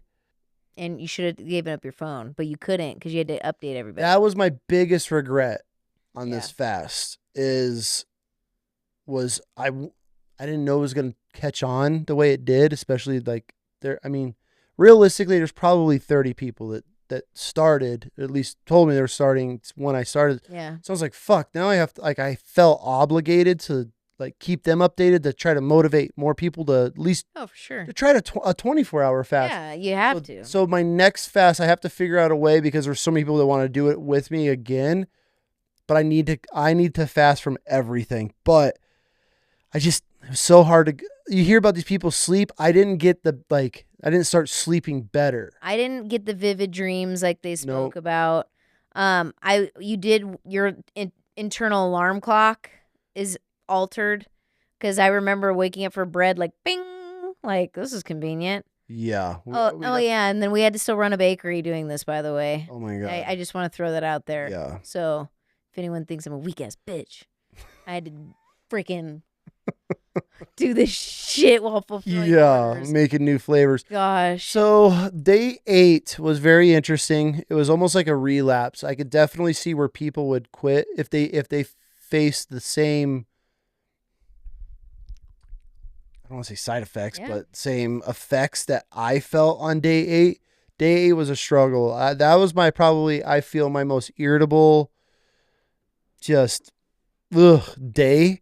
But then day 9 was great. I felt it was like it was weird. It was just like I kind of relapsed back. Day 8 set me back. I was like, oh fuck, these next 2 days are going to be miserable. But then day 9 was great for me. That's where like I think I felt the absolute best was day 9, and then day 10. Obviously, we broke our fast, so it was interesting. I personally will be doing it again. Like I said, every 6 months, if not sooner. But it was definitely worth it. I had enough results from this water fast to 100% do it again. You don't realize how unhealthy your relationship with food is. Mm-hmm. How I'm just saying in regards to like habits, because we don't eat bad here, but just habits in general was brutal. My body recovering wise, I remember telling myself, I'm like, oh my gosh, we're gonna mess up some birria tacos. Mm-hmm. I'm gonna freaking crush these things. I'm talking dirty to food, right? We go to Mexican today for our very first, like, it's our spot, our very first eating out and like doing like a little date, you know? So Frank had this question. It did not hit. No. It did not freaking hit. And it made me, I'm going to be so real right now because I was excited. I was like, okay, this is what I was waiting on. So we got this little Mexican joint. Yeah. And they make the best birria tacos with the broth consomme, right? Yep. This place slaps. This place slaps. It's our date night place. Yeah. And we went today. And it did not slap. And that is nothing on them. Nothing on them. What's so crazy to me, and this is what's going to blow everyone's mind, because it still hasn't really registered with me yet. And we haven't even spoken about this. No. We only touched on it briefly. So this is real as it gets. Clip that. Did I sound like Hulk Hogan? It was something. You sounded like something. I sounded like an announcer. Okay, no, but seriously, this is as real as it gets. It tasted the same. Let me see if you could track me. Mm-hmm. It tasted the same like it always has, but it didn't register as like bummed up cum in my brain. No. It was like meh. Yeah. But it didn't taste any different. I honestly,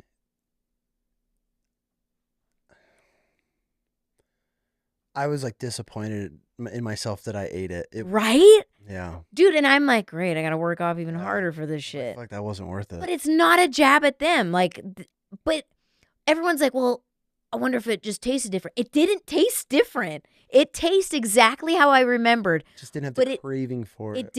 It didn't register as like, yeah, this hit the spot for me. Mm. And that's what was wild. Because we got in the truck and I told you, I was like, I would have rather have had grilled chicken. Like you make that chicken bowl, like with the black beans and rice. I would have rather have eaten that. But, and so here's what I'm trying to get at is you're like, oh, you're fantasizing about this food, bless you, when you come off your fast. And it's not what you think.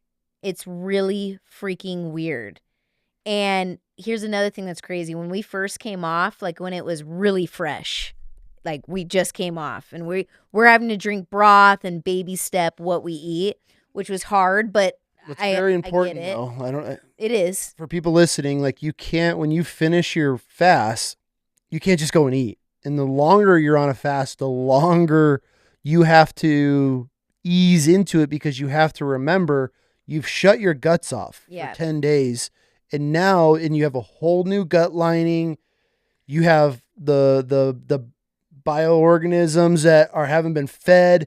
So they call, what do they call it refeeding syndrome. Refeeding syndrome. They say it's either coming up or coming out, and you just can't go into it. So you have to ease your stomach. You got to turn the engine back on in your stomach, to say, and so that's broths, miso soups, like a really good avocado. Yeah, you have to slow it with protein. So protein, they say, and do your own research. We are not experts at this.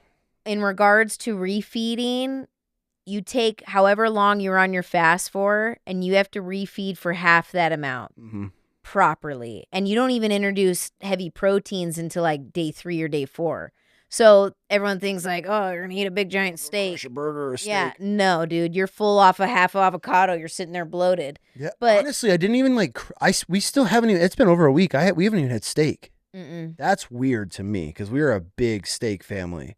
But I mean, we've had venison and like smash burgers, like homemade smash burgers. But as far as like a steak.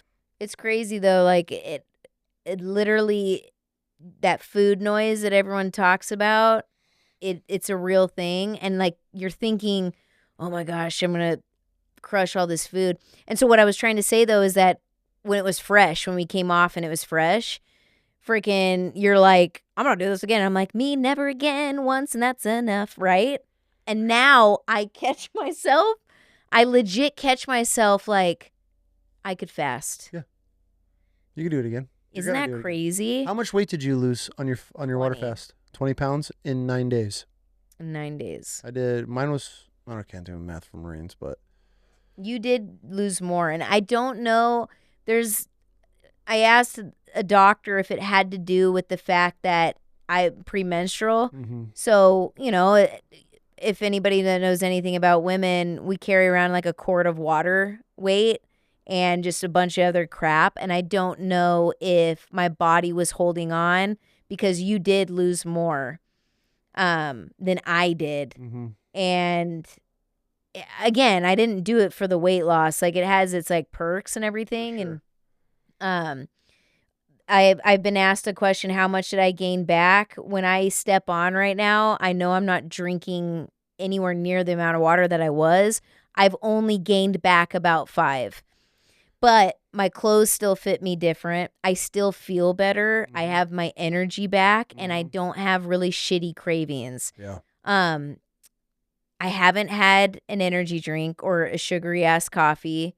I've only had black coffee with stevia, That's it. But there's no like, so to me, this is where I was like hoping I would get and feel good at, because that shit sucked, bro. That was so hard. So freaking hard.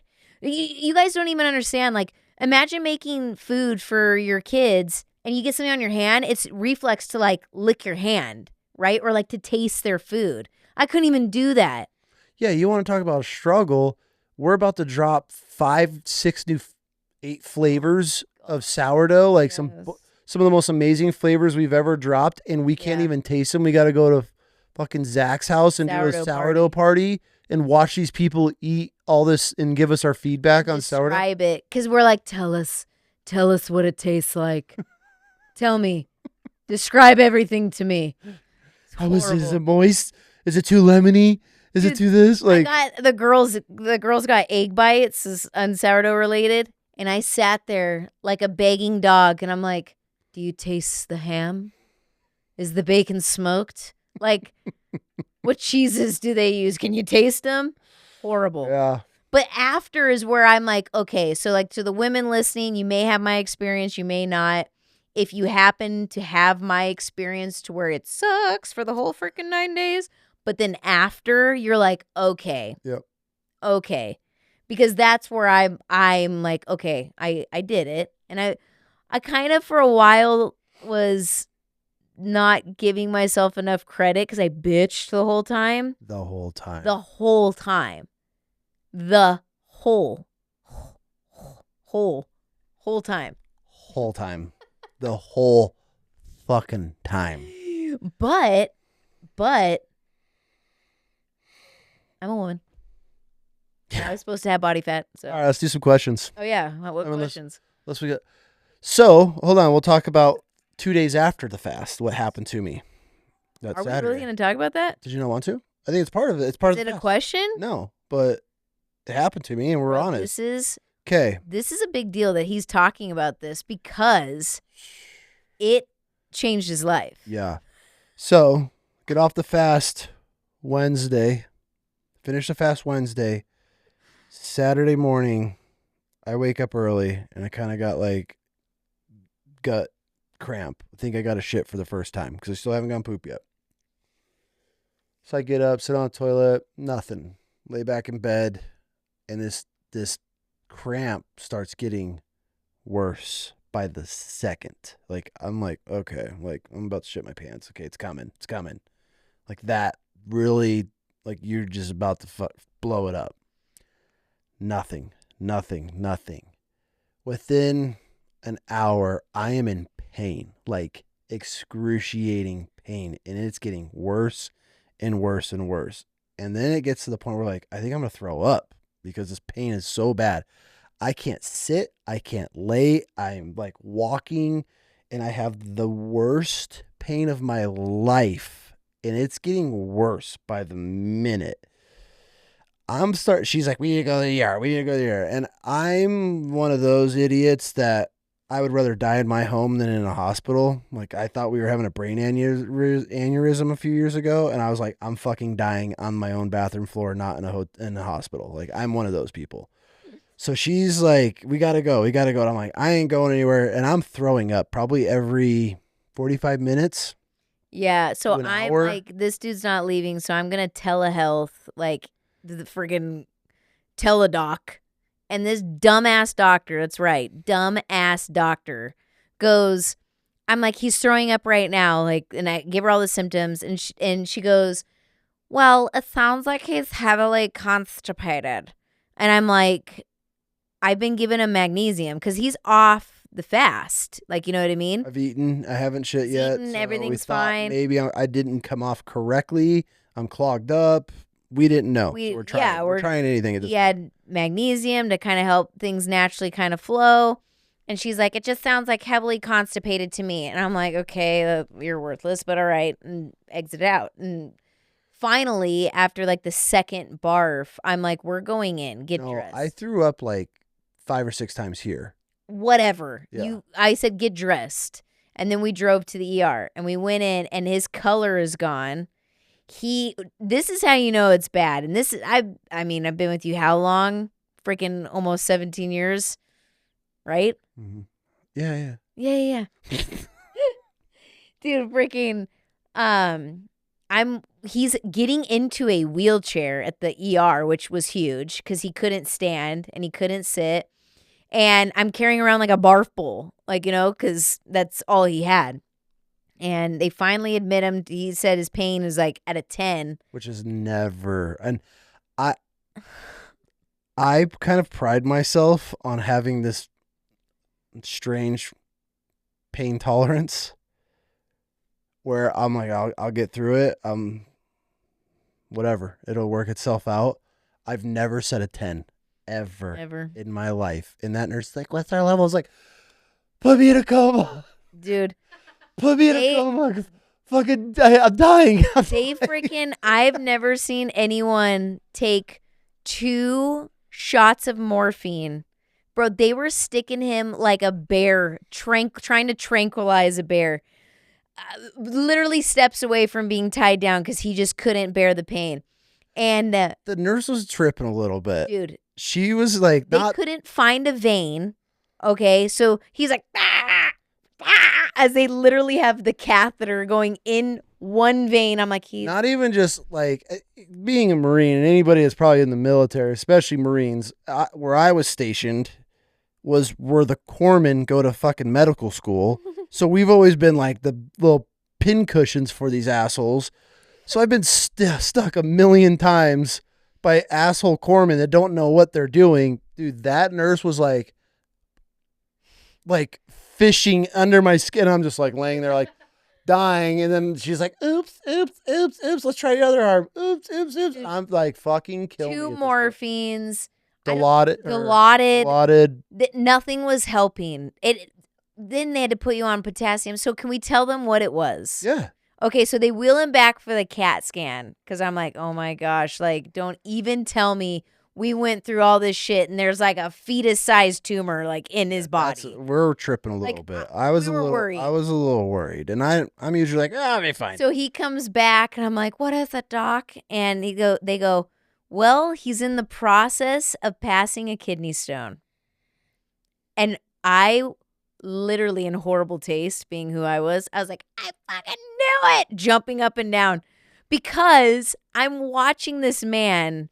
And we all know, okay, as the ladies listening, okay, please God, tell me there's ladies listening. No, there's not many. There's got to be. We barely have any. You guys in like your man colds and your man flus. Yeah. I'm like, in my mind, before we left for the hospital, I'm like, he might be just having like kidney stones. And so when the doctor said that, I was like, is this your first time? Like, he dude, literally had 2 kidney infections, like kidney stone. Not proud of it by any means. It was back to that soda and energy drink addiction. Mm-hmm. It's been years, but everything that he had symptom wise, I'm like, kidney stone. Yeah. So they came in and after putting him on 2 potassium drips and all this kind of shit. So you're probably all wondering, the fast did it. No, actually. Well, the fast definitely helped move it. So I ended up going to see what do they call those doctors? Urology doctor afterward. I had to bring him my stone. You have to piss in this little thing. It's got a filter in it, and I passed the stones, which I didn't even feel it. It was like they said it was a 2 millimeter stone, and I was kind of like worried. I'm like, okay, this is gonna suck because you hear all the people are like, oh my God, it burns, and that was cool compared to the actual pain of it traveling through me. Fucking nothing. So I go and talk to her, and she's this little Indian woman, and I told her about the fast and everything, and she's like, yeah, it's because of your fast. And she's like, and then she starts breaking down. She goes, when you go through a fast, the whole point of a fast, and hearing this from this doctor, she goes, when your body is under the stress that it goes through under a fast, that's when your body flushes, which was the whole point of why I wanted to do this fast, was to flush any toxins, any potential, anything in my body out.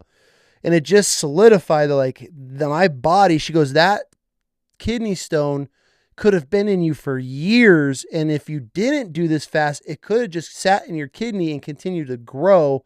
And then you might have passed it at a much larger size. She goes, since you did this fast, It moved it. it actually broke the kidney stone loose and you flushed it out of your body. She goes, I know it probably wasn't pleasant, but it's better to get it out now. So it was fascinating. Even though I had to pass a kidney stone 3-4 days afterward, it just showed me that this does flush your body. Yeah. It does You had help. no regrets. I have no regrets. I don't want to pass another kidney stone. That was god awful. The only thing that we're going to do different next time, you notice how I said we're? Yeah. I can't believe I just said that. Yeah, but you're committed now. the thing that we're going to do next time is set up a IV drip. Yep. Either like not the day we break, but the day after. Mm-hmm. Because learn this or take this from, our own mistake, but we did everything right with the fast and refeeding wise, but we forgot that you still have to continue to drink the same amount of water that you were during refeeding. Mm-hmm. So my water didn't drop too much, but yours did. You let your water guard down. 100%. That was my one mistake on this fast, because come day 10, I was over water. I know, but I'm normally a water guy as it was, but I was so irritated by water at that point. I was like, okay. And then once I broke the fast, I was like, okay, I'm good. And that's when I let my guard down, which I shouldn't have. I had to continue through it. But I feel like I was so focused on getting my energy back and trying to get back on track, I completely neglected the water on the back end, which dehydrated me a lot. So yeah, coming off the fast next time, I think we'll have somebody just come, or we'll go in and get an IV. In that way, it's just you're replenishing your potassium, magnesium, any electrolytes big. And so, which, you should be doing throughout the fast anyways. This question's from SD Big Mike. He goes, what do you guys do when the demons turn your stomach inside out while fasting? Drink water. That is all you can do, is drink water. Now, there's a difference between a liquid fast, is where you're able to drink broths and some juices. We didn't do that route. I was strictly pure water, electrolytes, salt. That was it. So you get those cramps, and it does feel like a demon is inside of your guts, turning them inside out. You get the pains and the aches. You just have to drink water. That is all you're able to do. And that's what makes it so difficult, is because that's your only option, is water and more water. Yeah. This one, Summer asked, how do you avoid hypoglycemia / low blood sugar symptoms while fasting? That you're going to have to talk to a doctor about, especially if you do fall into those low blood sugar. But with me, with struggling with it and doing it basically cold turkey, I got pretty sick. My best advice is obviously consult a doctor, but what I was told to do was to honestly rest. And that's where it gets so annoying, because you feel like crap. Mm-hmm. You can't even go for a walk. You have to ride it out. Yeah, it's something like your best bet is to like go to sleep. Mm-hmm. Take a nap. As that sounds. But it's definitely a struggle. I could definitely say that I struggled with that, because like I said, my body was used to operating on so much glucose. I was kind of worried a little bit, because there's times where my blood sugar will get low and I have to eat something. I get shaky and like weak. It just hits me in moments. I was waiting for that. I never experienced any of that. I never crashed. It was just the ache and the lack of energy for me. But when it comes to that stuff, if it's not going to be a health issue, you have to ride it out. That's your only option, is to drink water or rest or go for a walk and get your mind off of it. That's all you can do. If you're hyperglycemic, I would definitely consult a doctor on it. Sure. How often can you fast, or how do you know when you should fast again? This is from Fanatic Edge Knives. So how often can you fast? This is what's fascinating about the fasting world. I just watched a video of this guy. He's like 70 years old and looks like he's 40. He fasts for 3 days, eats one meal a day, fast for 3 days. Like that's his routine. You can fast. You could do 15-hour, 17-hour fast. You could do a 24-hour fast. You could do 70. It's fasting is whatever you want to make it. Now, I chose a 10-day because that's where I felt I'm going to get more of the benefits. If I'm going to suffer for any amount of time, I want to suffer, but I want to gain and be able to get as much out of it as possible. So with the research that I looked at was that's when you hit those day 8, day 9, day 10. That's when you really start flushing things. That's when your HGH is spiking. That's when your testosterone and your stem cells are really starting to regenerate and rebuild. That's when I was like, okay, if I'm going to do it, I want the full effect. So I chose the 10-day, but there's people that fast every single day. They'll eat lunch, they eat an early dinner, and then they're done. And then they sleep through most of their fast. And then they won't eat till lunch the next day again. That's an easy way to do a 17-hour fast. So there's multiple different ways of doing fast. And there's not really like, I would say, hey, when are you ready for the next one? I guess it's going to be when you're mentally prepared for it. Cause that's the biggest battle is the mental battle of the fast. So for me, like I'm going to do it a 10-day twice a year. That's my goal. And what's so crazy too, and this is honest to God's truth, like I wanted nothing to do with it after the fast broke.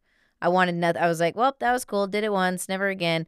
And I still, I'll not like excited to do it, but I catch myself thinking about it. Mm-hmm. And that's what's crazy to me is I had to have gotten something majorly beneficial from it internally enough to where my mind and my body are like, girl, you could do it again. You know what I mean? You raised your suck level. It's weird. For me, as a father, the reason that that I'm going to do it again is one, finding, looking at the statistics and the stats of what it does internally.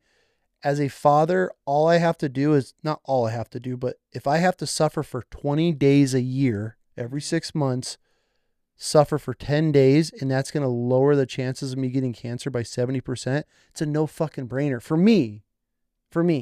Yeah. That gives me a longer chance of having to help watch my grandkids get older, watch my kids grow up and start families. Like I'm reducing that by 70%. Like why the fuck would you even question For sure. doing a 10-day fast? So overall, what would you rate it so we could tell everyone? What do you mean? Like what would you rate the whole experience?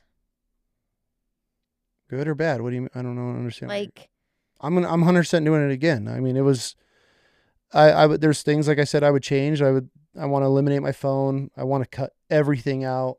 Any distractions out, I would really like to do. That's what I would change. But I mean, dude, I don't want to say it's a 10 because it's not fun, but every 6 months, like what are you gonna every do? 6 months. I'm going to do 10 days. Every 6 months, I will do 10 days. We'll see why not. Yeah. This is from Laura. Is it better to do it with or without a spouse? With. I will say it's gonna suck. You guys will kind of butt heads a little bit, but definitely I couldn't imagine if him and the girls were eating. And it's not because I think he would rub shit in my face. That's not it. It's just, it isolates you. You know what I mean? Because when I would feed the girls, he couldn't really be in the house because the smell would just kind of get to him, and it wasn't getting to me at that point. I don't know why. I don't know if it's because like you're in survival mode as a mom, but you would leave. And I couldn't imagine just the girls and I are going to eat, and then it isolates him, and we're doing this together. So I personally, I couldn't do it alone. Yeah. I could definitely do it alone.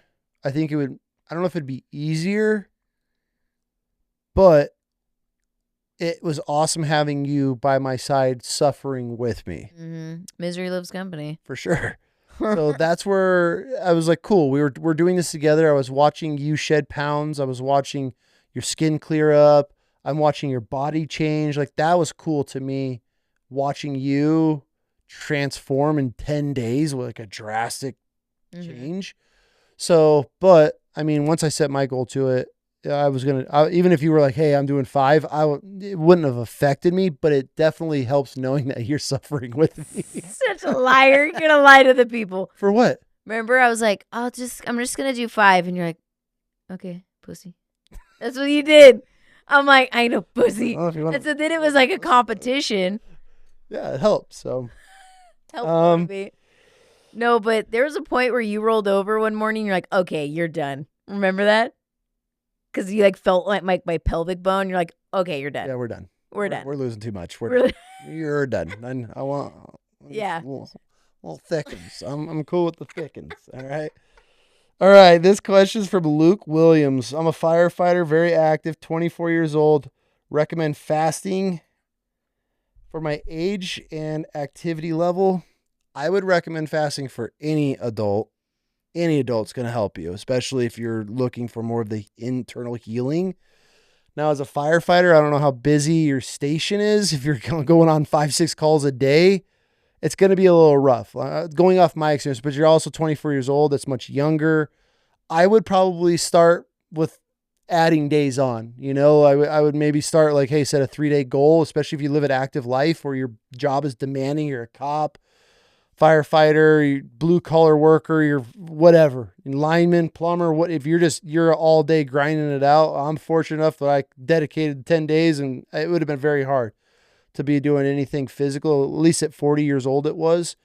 But at 24 years old, I mean, I would say do it.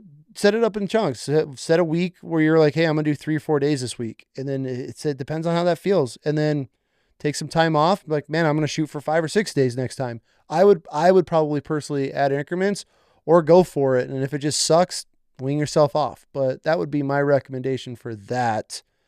But 24 years old, man, you're fucking full of piss and vinegar. You could probably get away with it, no problem. Yeah. I don't know. Did you gain any weight back after you started eating again? Yes, we did. We definitely gained weight back. But like I was saying earlier, I started at 256, dropped to 233 or 232, and I'm hovering right at 240 right now. I haven't gained. That's where I came back. I'm in a 5-pound, and I think a lot of it has to do with water. Yeah. So yeah, 100%. So Yeah. I'm up 6 pounds, which you're not. I mean, it doesn't matter what you do. If you go from empty to nourishing your body and putting liquids back in it, you're gonna put weight back on. But I don't think it's fat by any means. I mean, I haven't seen you change at all. The way that you shrunk and. Yeah, clothes fit different. And again, I didn't do this for weight loss, but it definitely helps. What does your number per day, size, style, meals look like after fasting? So we kind of covered this, but. They are different now. Started off very slow. Broths, very high proteins like avocados, anything pickled, sauerkraut, pickled onions. Fermented, yeah. Anything fermented, not pickled, but fermented is great. And then we slowly added in, I think we started with fish. Yeah. Dinner of day 2 or day 3, we implemented fish. We did just tuna. Yeah, we did. And then day 4, we did smash burgers, just the patty. Yeah. Grilled onions. And lettuce. I didn't even have lettuce. We didn't have cheese, did we? I had cheese. You know what? Oh, that's right. Yeah, the girls did. I developed a chicken ick. How crazy is that? Yeah, We weird. haven't spoken about that. Haven't had chicken since the fast, and I want nothing to do with flipping chicken. Oh, what the hell? Like, you know what I mean? Think about that. It was interesting for sure. Dude, a chicken ick. Yeah. And I've been crushing eggs. I love eggs right now. Yep. But I have like this weird chicken ick. It was interesting. It reset a lot of things. It's really weird. I don't know if it's going to last, but it is freaking weird. This guy wanted to know, do we have any plans beforehand or do we just jump right into it? Yeah. You just, in regards to plans, if you're going to do it with someone, prep it out. I will say this, plan out your electrolytes and how you're going to do that. And then also, if you fail to prepare for this, plan to fail in regards to your refeeding. Mm-hmm. And people think, oh, well, I'm fasting right now. I don't need to worry about refeeding. Yes, you fucking do. Because as you get closer to the deadline, like you're ending fast, that's when you can make a really bad choice. So if you're not prepared with, okay, this is what we're going to eat on day 1, this is what we're going to do on day 2, then you roll right into it because you know you have to do it right. If you are unprepared, you are screwed. Yeah. That's when you're eating or doing dumb shit. And then if you do it wrong, you just fucked up everything. Everything. And you could really mess up your metabolism. There's ways that you can come off a fast wrong, and definitely. I know a couple ladies asked me if I lost my hair. I didn't lose any more hair than I already do as a giant shag carpet. Like, Yeah. I didn't notice any increased hair loss. Best and worst side effects of the fast. What was the best thing about the fast that you took from it? Oh man, there are a few, but the best thing would probably, if I were to place them in order, inflammation gone that I realized I had, but didn't think I had. If that makes sense.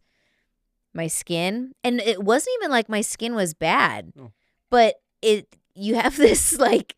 I don't know if it's because you're drinking 8 million times the water you should be drinking, but you have this like dewy, glossy, full kind of effect. I think you described it as I looked less old. Remember? I don't think I used those words. Yes, you did. You sure did. You said you look less old. Lies. It's not lies. I didn't say that. I think I said you had less wrinkles. That's less old. That's completely different. That's less old. That's completely. You have less wrinkles.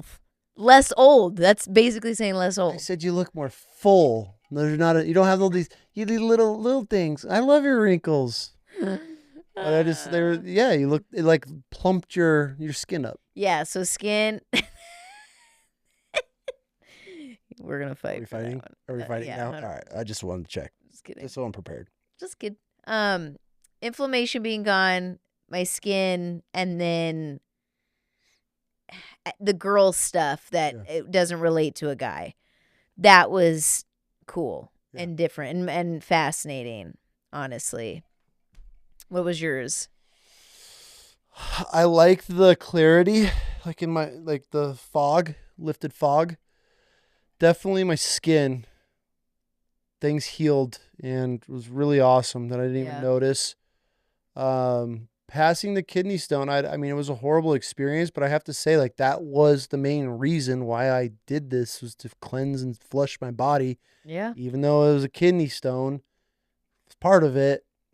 Yeah, for sure. In my mind, and I could be, somebody might listen and be like, that guy's an idiot, but in my mind, that showed success for me, because if I was able to flush a kidney stone, what else was I able to flush that I didn't even know or will never see? What was I able to repair? What was actually healing in me? That's where I was like, okay, this is cool. Yeah. Worst parts for me on the water fast, the ache. Yeah. The constant ache and the lack of energy. That's it for me. Yep. Mine was the acid reflux, which almost broke me. See, and I would get it, but I drink water. It went right away every time. Not for me. Acid reflux almost broke me. And then, shoot, I just lost my train of thought. Acid reflux, hunger pains, energy. Yeah, the lack of motivation. Yeah. Like, I would look at all the laundry and I went, meh. Oh, I came up here and tried to organize all the apparel, and I laid down like 4 times. I was like, just smoked. Yeah. Just moving shirts and boxes around. We touched on it, and I wanted to tell it to everyone and then circle back on it. You do temporarily lose sex drive, but it does come back. So we lost it equally, actually. We did. Remember in the beginning? Yeah, I didn't lose my drive. I was so hungry and irritated. Well, what I meant was like, Back to like day 5. I mean, no, what I meant was like you're like, no. I don't know if it's your drive, but it's just not like Your sex drive. What kind of salt and vitamins were we running on this water fast? You could find a 0 calories, 0 anything. Like I'll post it or go get it. I don't know if you want me to go get it. No, right now. We'll tag it. Okay, it's magnesium, potassium, and sodium, which are most of your, makeup electrolytes. We had to use the salt that we had, so I recommend doing research on a proper sodium kind of vitamin. Just remember, anything with a capsule, like a vegetable capsule, you still have to digest. Mm-hmm. So that was the tough part, is finding something to mix in our water. But we were taking little pinches of salt, just a good Celtic sea salt. Yeah. So I bet there's probably better options out there. That's just the best salt that I had on hand. But the electrolyte powder that I got was magnesium, potassium, and sodium. Yeah. And that was it. Yeah. See if we got any more questions. But yeah, that was, definitely recommend it. Yeah, I consult a doctor. We're not professionals on it, but I will say, from never wanting to do it again and looking at dog treats, wanting to eat dog treats, I didn't think I would ever be in a position to where I would say I would do it again. Yeah, because I asked you right afterward. I'm like, And I was like, hell nah. and then now you're like, Yeah. I would consider it. Yeah, it's weird. You kind of you're like, I could fast right now. How weird is that? Or be like, I kind of miss the fast. How sick and effing twisted is that? I really wish someone could break that down, because that's coming straight from me, who had a miserable fast but saw the benefits after the fact. But it was more eye-opening today after Mexican. Yeah. You know what I mean? It was it didn't taste any different. It's not like it was bad. It was a bad day, or it tasted the same, but it didn't hit me the same. Mm-mm. It's weird. Which is a thing. I think. So I mentioned earlier, I could do a 21-day fast, but from what I've seen and read, and you accomplish 90% in the 10 days if you're going to do a 21-day fast. So out of 21 days, you complete most of the healing in the first 10 days. Could be wrong on that. Not a professional. This is just from my knowledge. So, but what comes in that 21 days is that's when you really start breaking habits. That's when people start seeing a whole change in taste buds and things like that. So that's the benefit of pushing out to 21 days. But like today, we were excited. We went to a place that we ate all the time, and it's kind of our little date spot, and didn't taste bad. It tasted the same, but we got in the truck, and I was like, it wasn't worth it. Yeah, it wasn't worth it. It didn't hit. It wasn't oh, yeah. So I hope that's like that for a lot of junk places, because then we can start checking them off, and that's part of this. Part of the perks of this is that it's a lifestyle change. When we came out of the fast, we're like, okay, this shit sucks. I don't want to have to go through this to lose weight or to jumpstart a health kick again. We wanted to roll right into it, which we did. Everything's been super healthy. We've rechanged all of the food in our house, everything. We made a full life change after, jumping off the fast, as far as health and getting the kids healthy and the food and just the junk and shit that we had in the house. And so going to the restaurant today and going to Mexican and getting what we always get and order the same things we always order. And it was just I could have done without it. Yeah. Well, my love. All right. I don't think we've bored these people enough. No. If they want to hear us some more, they'll ask to hear. Yeah, I want to know. Oh, I don't know if I'll be invited back. We haven't scratched the surface of anything. You think? If you want to see a part 2 of my crazy wife, where we actually get into some wild stories. Oh, dude, I have conspiracies that'll blow people's minds. Oh my God, that's okay. That's the biggest. No. I'm the biggest tin hat person you know. Okay, what's your biggest? No, we can't do it right now. Just say it. We don't have to go into what it is. What is your biggest conspiracy?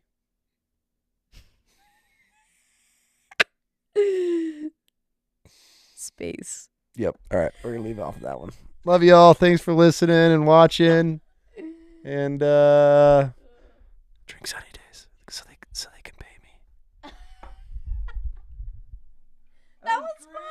did it.